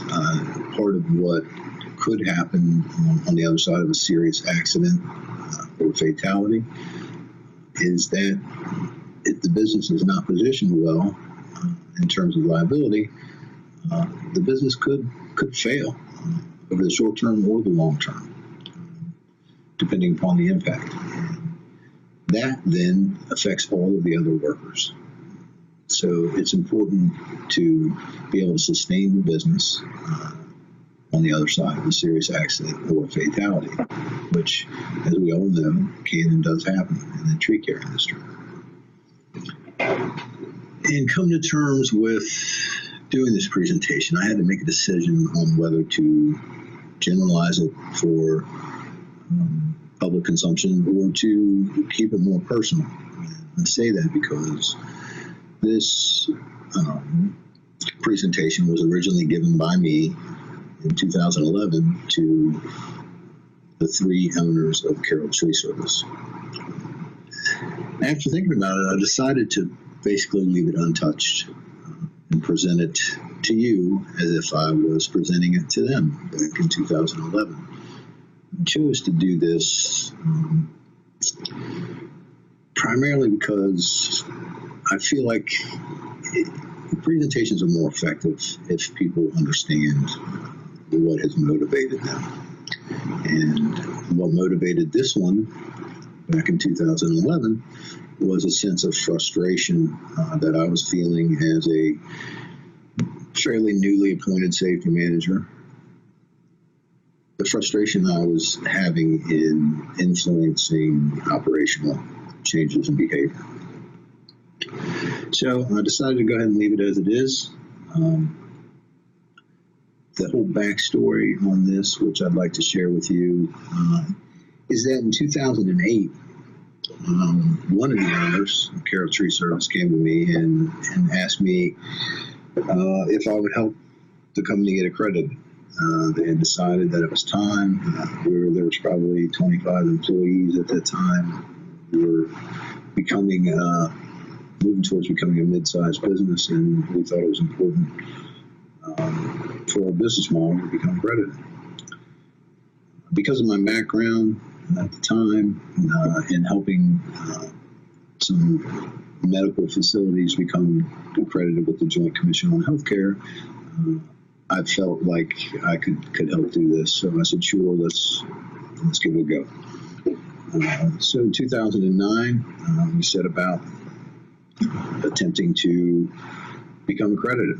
And what that really meant in a practical sense was I came out of the field 2 days a week to pursue accreditation. So I got that information from TCIA, what the requirements were, and I set about positioning the company to receive accreditation. And that required an extensive amount of research on my part, writing policies and procedures, information management, changing the way that we were keeping records, all of those kind of things. And I don't in any way want to say or mean to say that at this point Carroll Tree Service wasn't a safe company. We were a safe company. We had a great safety record. We were a quality business with sound business practices. There was some operational behavior changes that needed to take place. And there was a significant amount of information management that was lacking, that needed to be dealt with. That's primarily where we were at. So, in 2009, we fulfilled all the requirements to become accredited. We did become accredited, and that was a success. However, over the course of 2010, essentially I was now a newly appointed safety manager, sometime in the field and sometime out of the field, trying to influence behavioral changes. And up until this point, the pace of change had been fairly rapid because essentially the only change that was occurring was change that I could put into place. The information management stuff, the writing policies and procedures, all of that. But now we were in this spot where it was time to make some operational changes. And that became a little more difficult and a little more frustrating. Because I didn't have all-out authority to force people to do things, it was really tough. And there wasn't a lot that needed to change, but there were some significant operational changes. And the resistance I was getting was primarily from some of the owners and some of the production leaders, employees that had been with Carroll Tree Service for a number of years and had always done things a certain way. And now I was trying to, push them to do things in a different way. And that was met with a lot of resistance. So in my frustration and in my attempts to, manage up to try and influence ownership to help us get to a point where we were operating in the way that we said we wanted to operate. I mean, essentially, on paper, we were an idealized version of ourselves. And now we were trying to catch up operationally. So in an attempt to try and influence ownership, I asked them for a meeting, and I gave them this presentation. So here it is in pretty much its original form. Sorry for all the backstory, but I thought it was significant. Essentially, what I did was present them with a couple of fictitious critical incidents and mock investigation findings on those incidents. And one of those incidents, the company was positioned well in terms of liability, and in another incident, the company was positioned poorly in terms of liability. And we kind of discussed the outcomes. So with that, we move into critical incident scenario number 1, which again is fictitious. Fatality: a ground worker suffers a chainsaw cut to the femoral artery.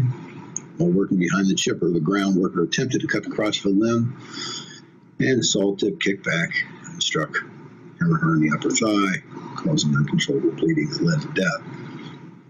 We all know that this is something that can happen. That is why safety chaps are mandatory on the ground. As a result of the investigation of this incident, it was found that the deceased employee was not wearing safety chaps at the time. The employee, as were all employees, was issued a pair of safety chaps and instructed to wear them during all ground operations involving running a chainsaw. In addition, the crew foreman was instructed to ensure crew members wear chaps during operations. Employee safety files were included one previous documented verbal warning for both the foreman and the employee for failing to wear chaps during ground operations, operating a chainsaw. In addition to being written in the employee safety manual, this mandate was periodically reinforced through documented weekly safety meetings and sporadic site safety checks.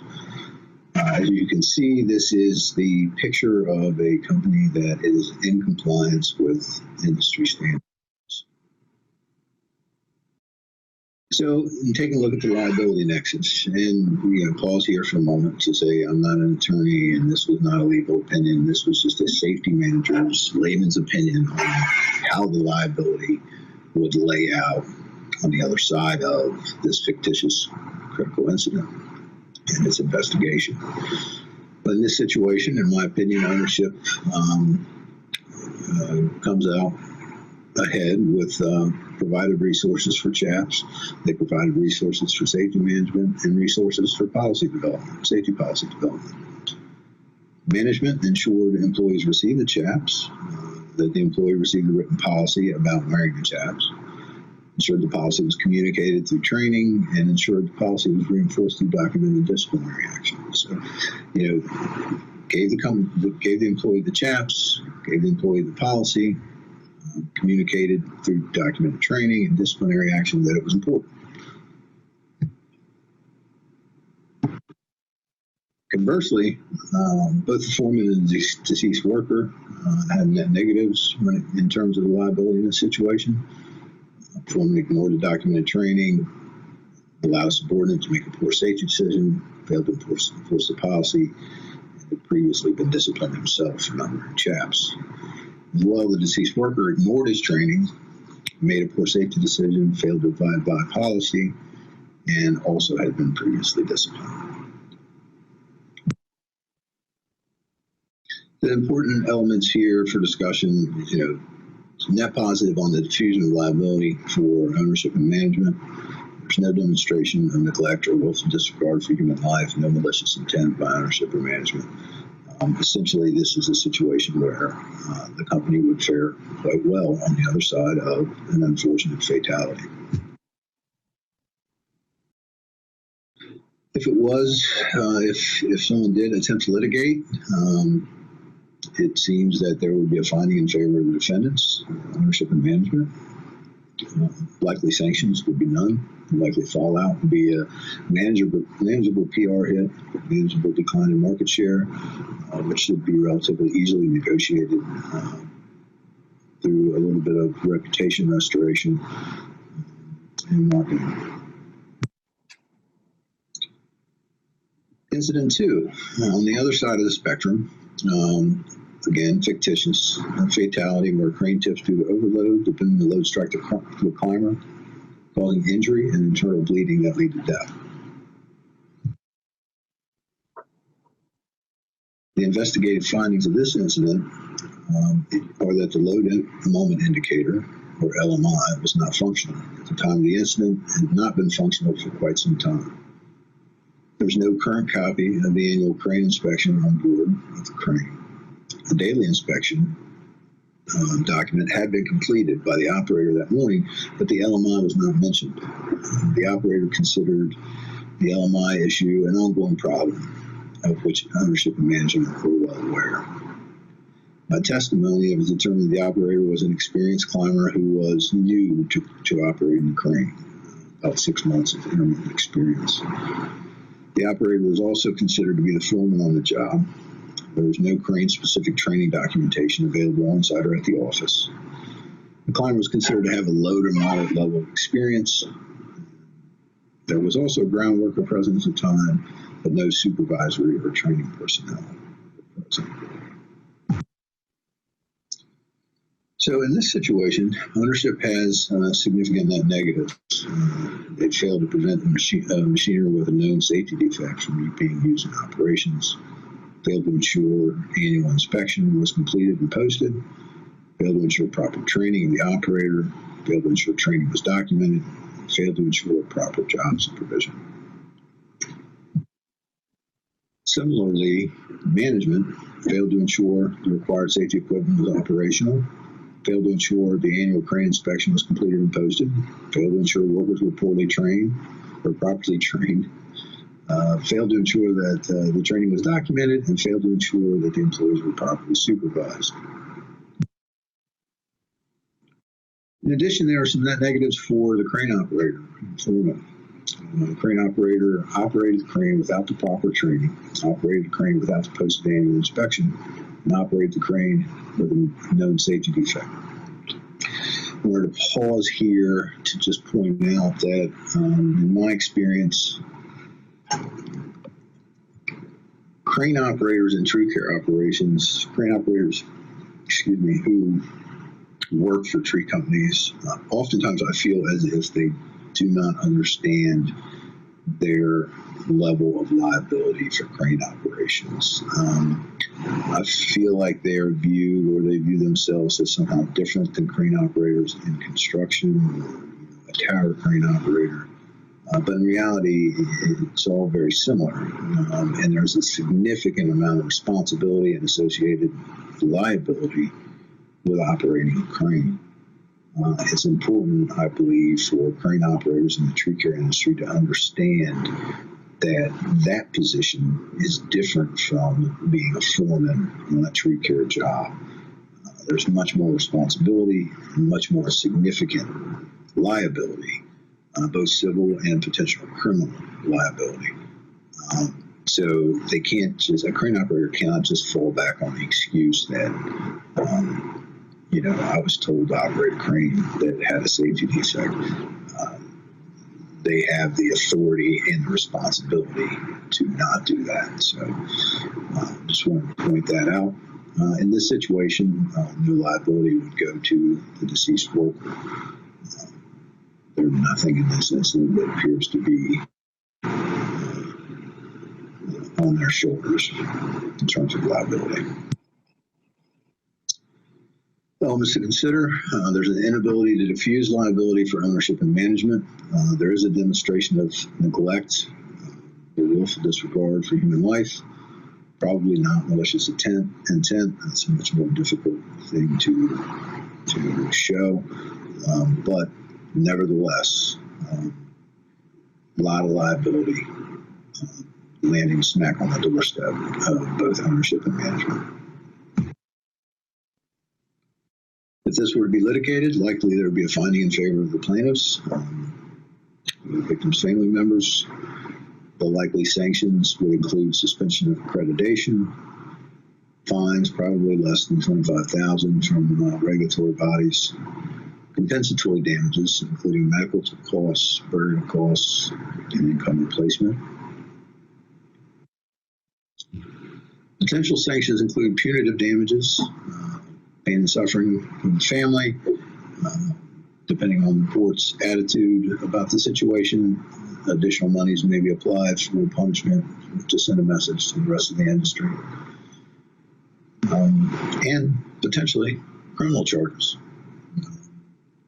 It's not a likely thing, but it has happened before and it will happen again. So being charged criminally for neglect or willful disregard for human life, employers, that's something they have to consider. Likely fallout would be a significant PR hit, marked decline in market share, and considerable financial strain. So if a company is not well positioned financially and as it finds itself in this situation, it absolutely could go bankrupt. So now we're talking about everybody suffering, the business not surviving, all other employees out of work, basically due to a failure to operate in a responsible fashion.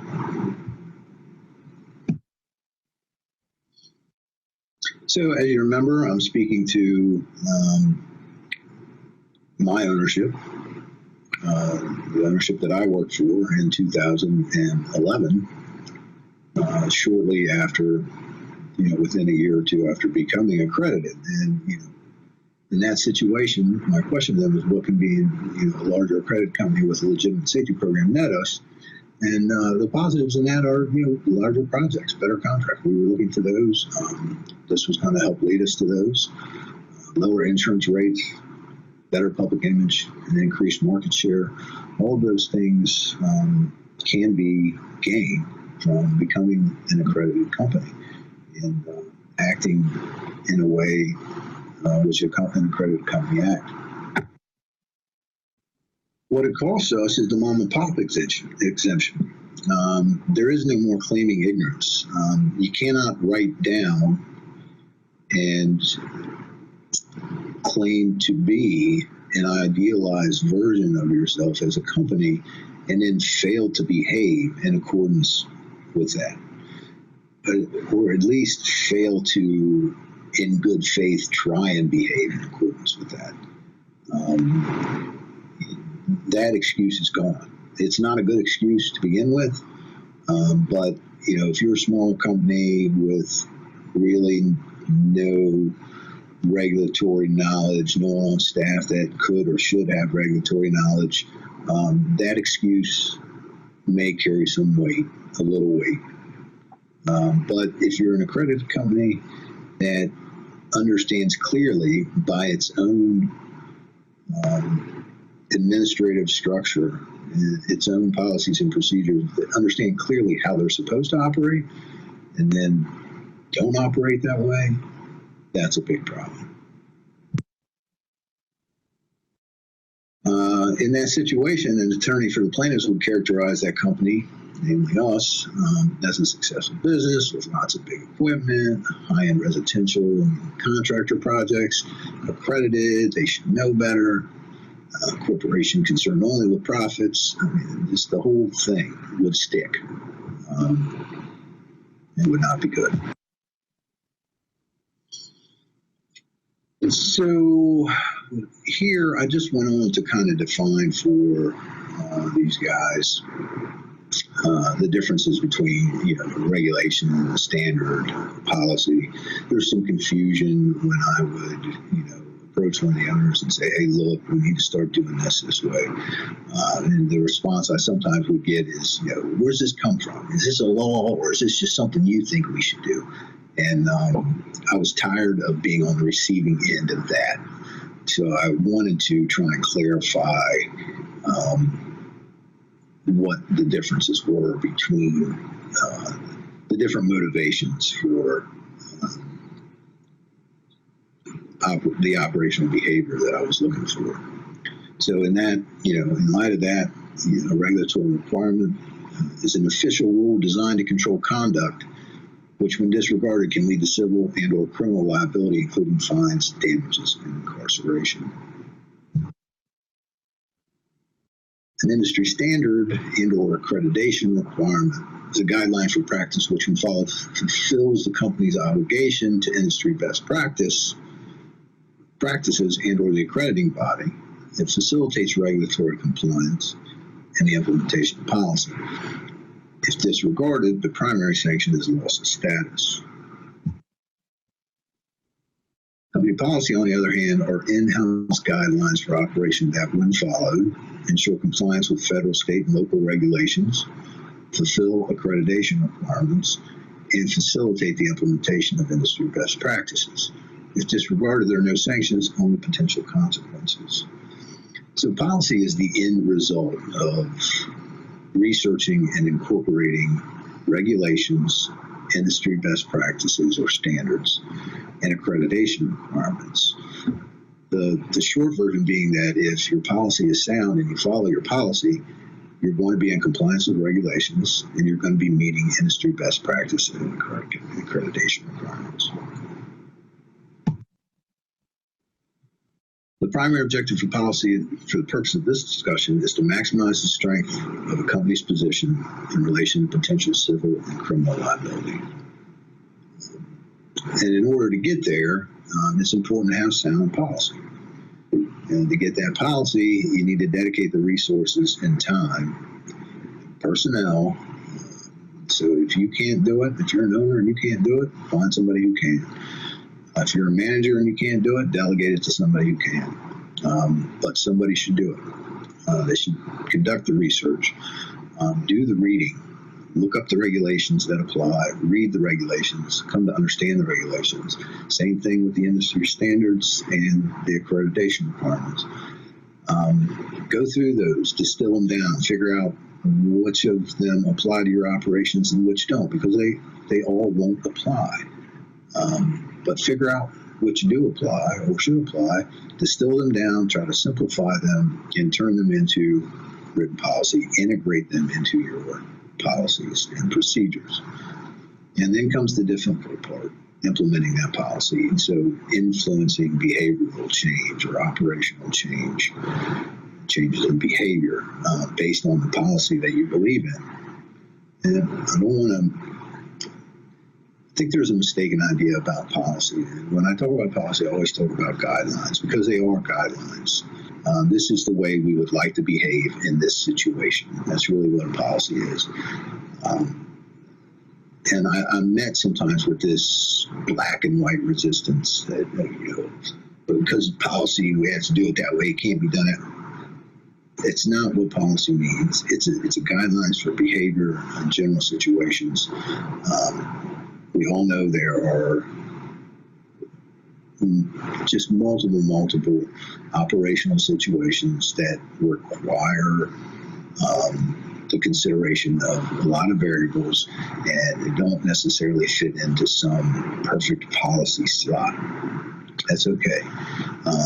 As long as, in that situation, the most qualified professionals are considering the best procedures for handling that situation, and you document it, then you're operating in good faith. Regardless, integrate your research and distillation into policies and procedures, implement those through influencing operational changes in behavior, and then repeat the process because things change. Regulations change. They come and go. They're added on, obviously. Industry standards change. So someone needs to be responsible for keeping up with that stuff, distilling down again, integrating it into current policies and procedures, and trying to manage the changes in behavior that need to take place. Bodies of consideration when trying to develop policy and procedure: federal level Occupational Safety and Health Administration, Federal Motor Carrier Safety Administration. If you have crane operations, the National Commission Certification of Crane Operators, among other bodies, the American National Standards Institute. To the state level, Maryland Occupational Safety and Health, Department of Transportation, State Highway Administration, Department of Natural Resources, and the Department of Agriculture. And then on the industry level, the Tree Care Industry Association and the International Society of Horticulture. Obviously, there's going to be a few others. If they're important, consider them in your development policy. And finally, this was my last slide for them, and it was just a final appeal to stop, to try and just say, stop resisting so much. I wanted them to know that my advisement as to how and when to implement policy for the facilitation of compliance was based on an informed cost-benefit analysis as it relates to the primary objective of trying to position the company well in terms of the liability. The company was heavily invested at this point. We had done all the things we needed to do, become accredited, we got accredited. There was no point in stopping now because we didn't feel like doing A, B, or C differently. And that's it. Hopefully this will, if you're an owner, this will give you a different way to think about things in terms of how you want to invest moving forward in a quality safety program and policy, how you want to consider changing your own behavior to produce a change. And if you're a manager, hopefully this gives you another way to talk about the issue to those around you, to whom you need to give some influence to change. Thanks for coming out.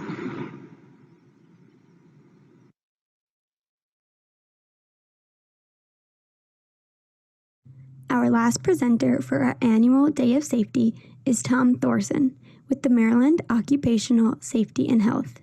Tom is here today to present on tree work in a pandemic. For the past 21 years, Tom has served Maryland as the Regional Compliance Safety Supervisor and has a rich background in safety. Tom currently resides in Abington, Maryland with his wife. He currently has 2 children and 3 grandchildren. Thank you for your time today, Tom. Good morning. My name is Tom Thorson. I'm a compliance supervisor for Region 3 with Maryland Occupational Safety and Health. I'm here today to provide a presentation to you on tree work in a pandemic, protecting yourself and your customers. Standards that we work with in the workplace are basically rules that describe the methods employers must use to protect employees from hazards. They're designed to protect workers from a wide range of hazards. They require the use of certain safe work practices and equipment. You just have to remember that these standards are only minimums. They are the least you can do as an employer, and they've been put in place because people in the past have been injured or killed doing some of these activities. So they have put them down as regulations with assistance from the folks that are actually doing the jobs. One of the tree care regulations that we have is a Maryland tree care regulation. It is COMAR 0912.28. And it is put in place. There's a PDF available on our MOSH website if you decide that you would like to go pull that standard out if you don't have a copy of it yet. So you may reach that by pulling that out there. Some of the other standards that you deal with in the tree care industry are American National Standards Institute. They're ANSI for short. They are where a lot of the regulations in the CFRs, which you saw on the previous slide, that's where they come from. These have been around for a long time, and they kind of pulled some of that information into the standards. But it also has a little more information in there than what the standard would have. The ones that deal with tree care would be Z133.1. It is the standard for arboriculture operations. The next one would be Z308.1, which is for minimum requirements for workplace first aid kits. The last one, Z359 series, is for fall protection. So the Maryland Tree Care and Removal Regulation, when we go over this, it's going to talk a little bit about whom does it cover, where is it applied, and what is covered. We're going to start with a little bit about the regulation first, and I will get into the COVID-19 pandemic information at the second half of this. So the scope of the regulation is that it covers safety requirements for tools, equipment, and safe work practices used in tree care and removal. It's also applied to construction, demolition, and general industry. What it does not apply to is work covered by 1910.268. It's the telecommunications standard, and 1910.269, which is the electric power generation, transmission, and distribution standard. It is also not applied to the logging standard, which is 1910.266, and the construction use of land clearing when using heavy equipment. So if you're bulldozing a whole site, then it doesn't apply to this standard. Some of the requirements in the standard for that COMAR are hazard assessment, personal protective equipment, or PPE, first aid, fire prevention, worksite inspection, job briefing, traffic control, communication signaling, electrical, weather conditions, fall protection, vehicles, tools, and equipment. Some of the preliminary worksite requirements that are needed prior to work starting are the employer must conduct a written workplace hazard assessment and certify that hazard assessment. During that certification, you will address procedures and also the PPE that is required to be used while you're performing your work. It is used to assess the workplace to determine if hazards are present or likely to be present, which necessitate the use of personal protective equipment. It also identifies the workplace evaluated. The person certifying that evaluation has been performed. The dates of the hazard assessment all have to be on the form. You will also be doing a visual assessment prior to work. That is conducted by the qualified person prior to start of work. The purpose is to determine potential hazards such as location of overhead lines, loose limbs and debris, other potential hazards. You'll also be looking at weather conditions. Whether you cease work in hazardous conditions such as electrical storms or strong wind, if any of those things are approaching, you may not want to begin that work at that time. Another preliminary worksite requirement would be a job briefing that is conducted at start of each shift with all employees involved in the operation in attendance, and it will cover the site hazards, the job duties, communication, and potential COVID-19 information.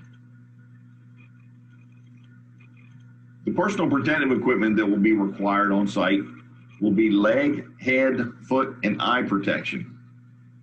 Employer provides all needed PPE, and the employer pays for all PPE except safety toe work boots, prescription safety glasses, normal everyday clothes, whether they're winter or summer, and sunblock.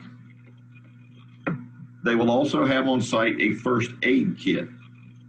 This first aid kit should be available on the job site and properly supplied with all of the equipment that needs to be in it. If you refer to the ANSI Z308.1, which is the requirements for workplace first aid kit and supplies, a type B first aid kit is a fitting kit to have on the job site. It includes a few things in it that a type A kit does not, such as a tourniquet and a couple other things. So those are the recommended type B kits that are out there.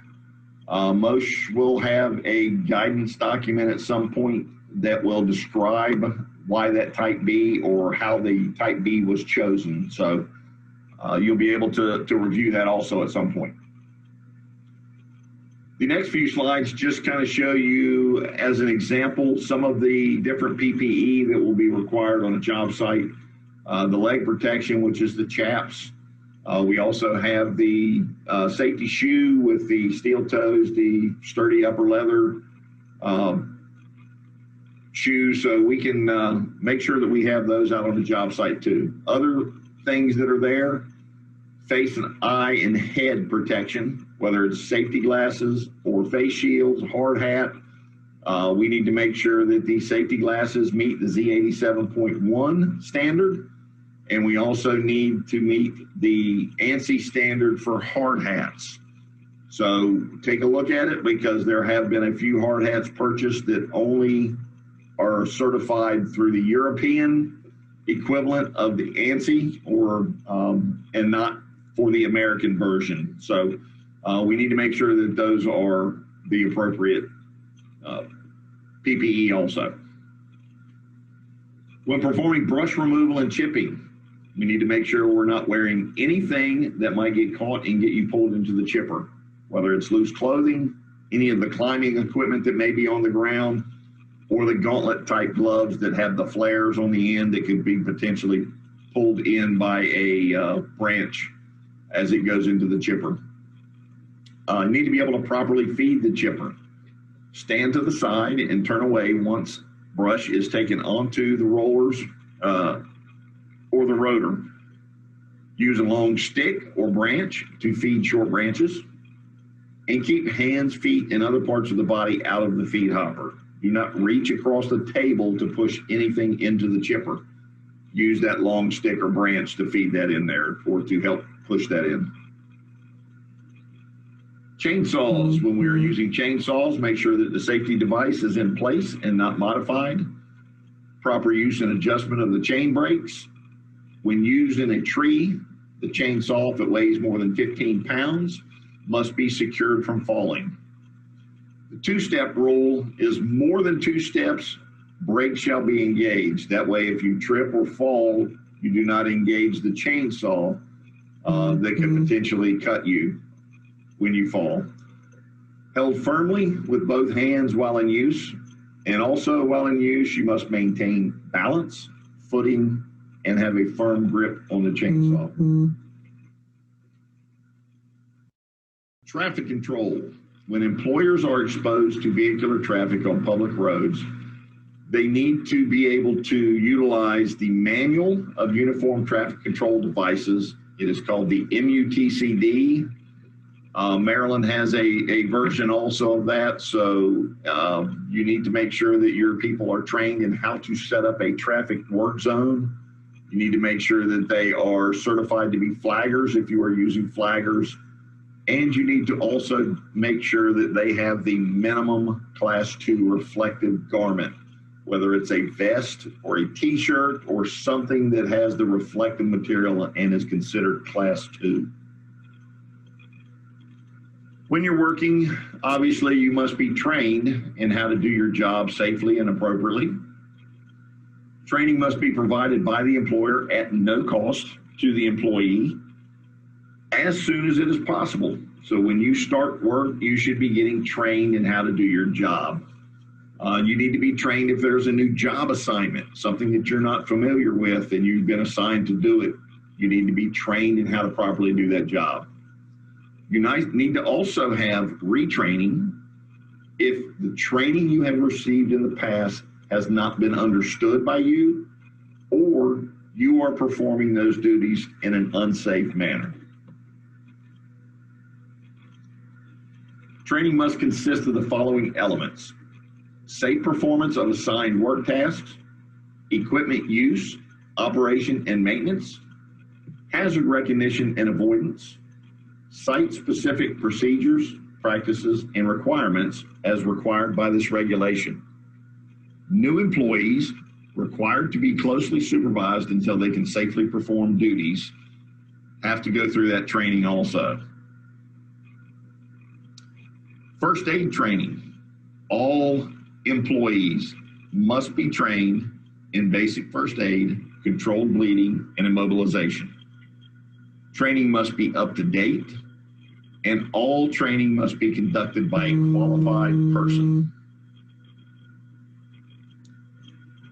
Training must be effective in content and in language.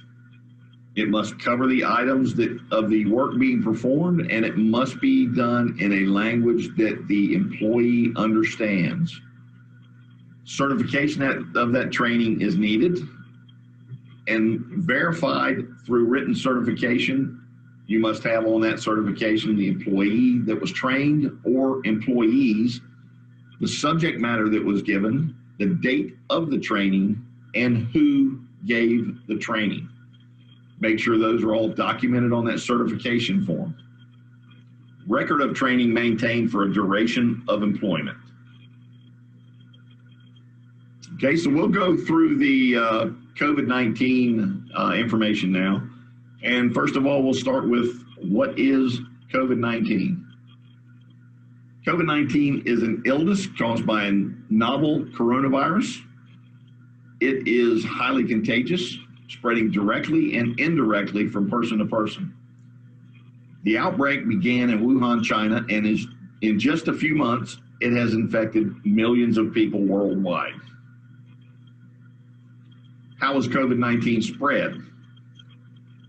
It is spread from person to person, mainly through respiratory droplets from someone who is infected. It can spread to others from coughing, sneezing, singing, and even talking. It also can spread from contact with contaminated surfaces or objects.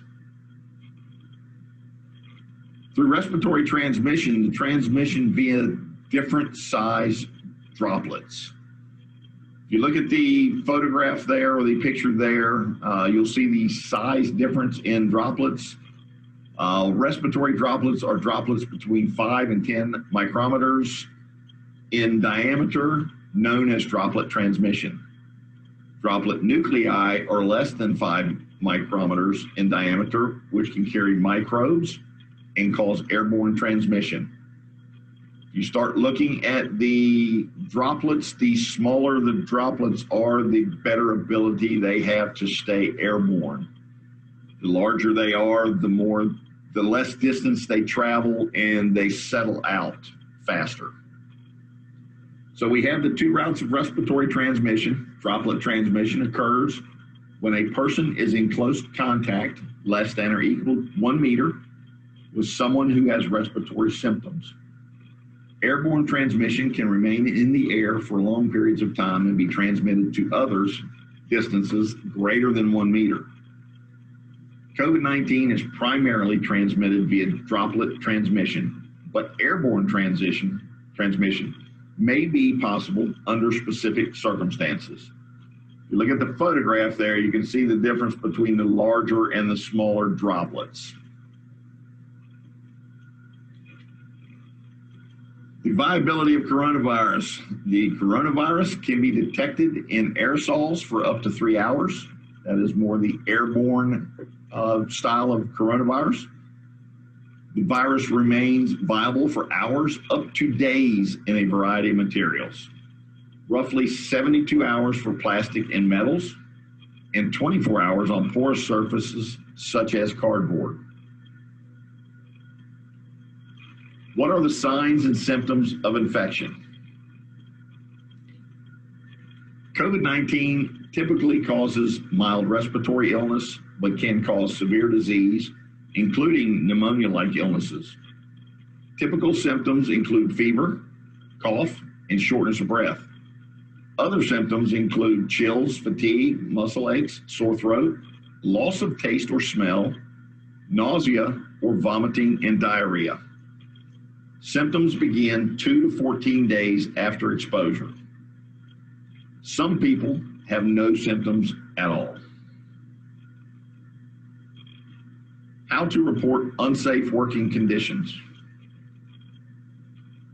If you feel sick, if you are experiencing symptoms after work hours, stay home, contact your health provider, separate yourself from other people and pets in your home, avoid public spaces, ride sharing, and taxis, and wear a face covering when coming into close contact with others, less than 6 feet. Notify your supervisor so they can determine who you may have been in contact with at work. If you are experiencing symptoms at work, immediately notify your supervisor. Isolate yourself from other employees, customers, and visitors while preparing to go home. Protecting yourself and others at work. Face coverings, masks, and respirators. We ask, what's the difference? Homemade cloth face coverings are intended for low-risk jobs. Keeps saliva particles from escaping into the air. A purchased face covering, which there are many types, are intended for low-risk jobs. They keep saliva particles also from escaping into the air. The non-approved disposable surgical style masks are intended for medium risk jobs. They keep saliva particles from escaping into the air as well.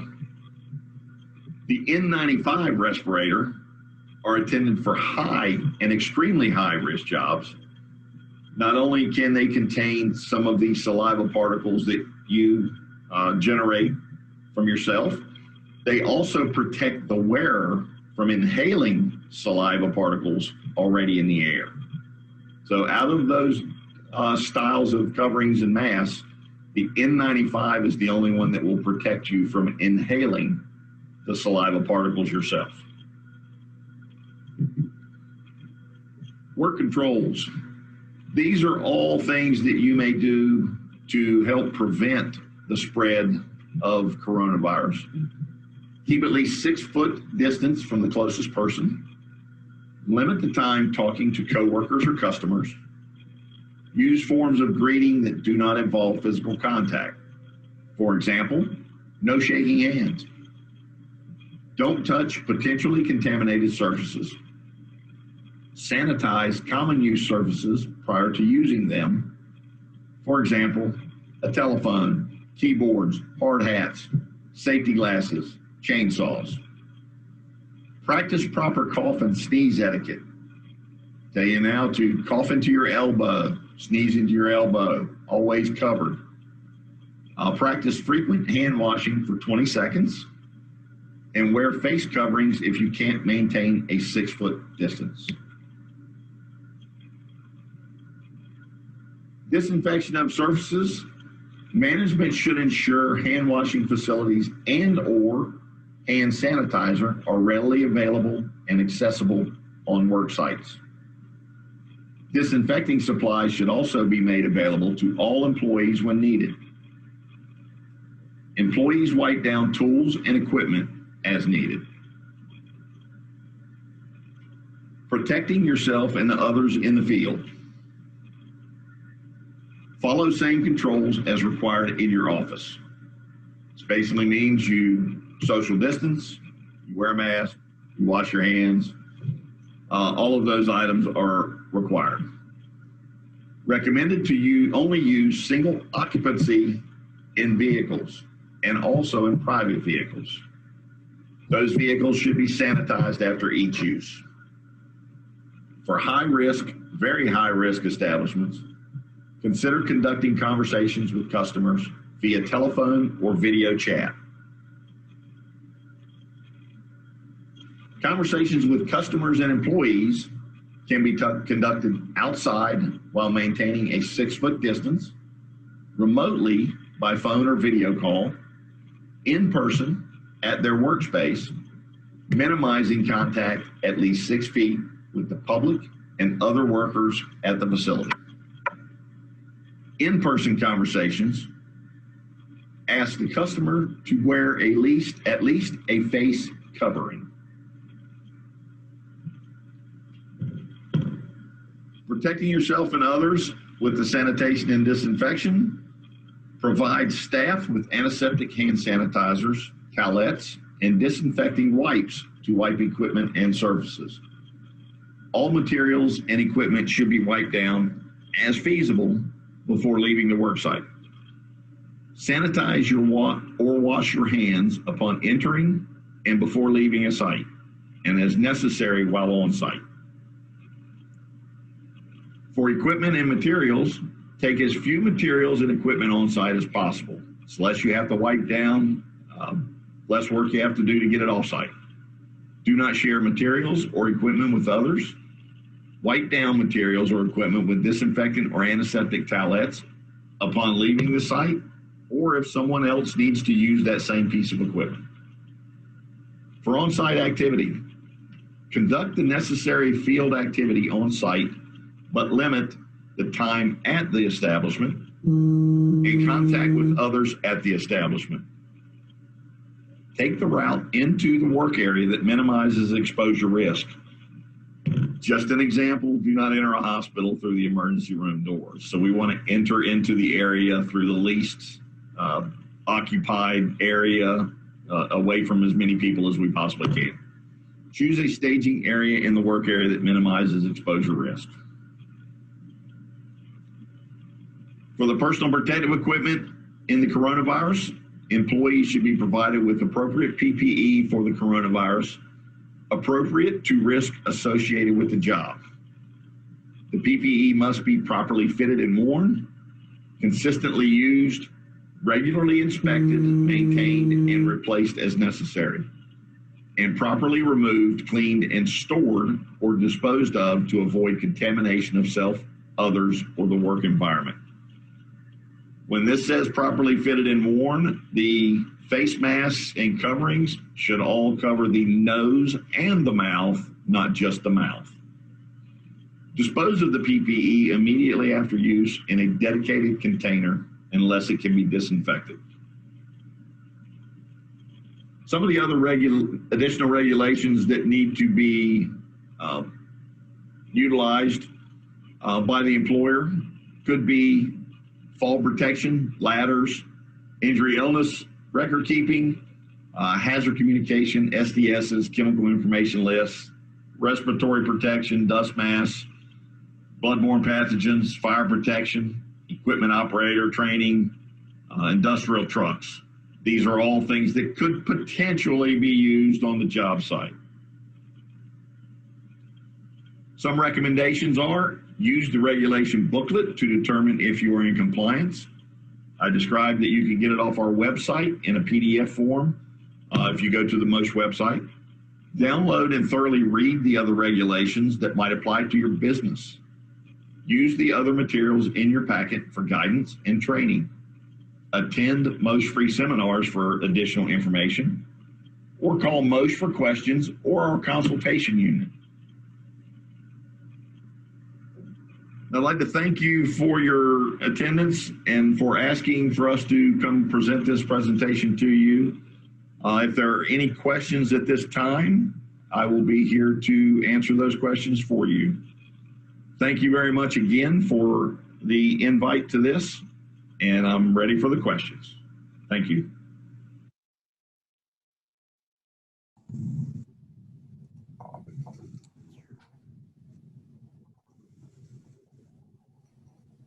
Hello, everyone. Thank you for tuning in today. If you have any questions for Tom, you can insert them in the chat box at this time. Thank you, Tom, for your presentation and for your time today.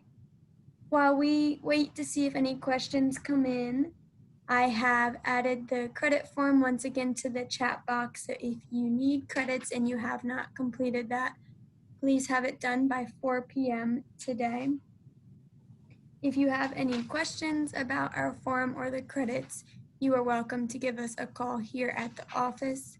The number is 443-262-8491. All right, Tom, I haven't seen any questions come in. Thank you for tuning in and for the information for our viewers today. So thank you everyone for tuning in to our event. We appreciate our 2020 event sponsors for making today possible.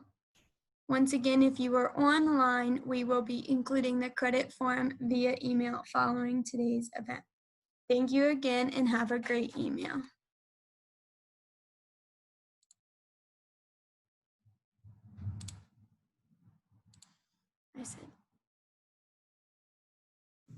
Our 2020 White Oak sponsors are Altec Industries, Chesapeake Employers and Moran Insurance, Georgetown Insurance, Security Equipment Company,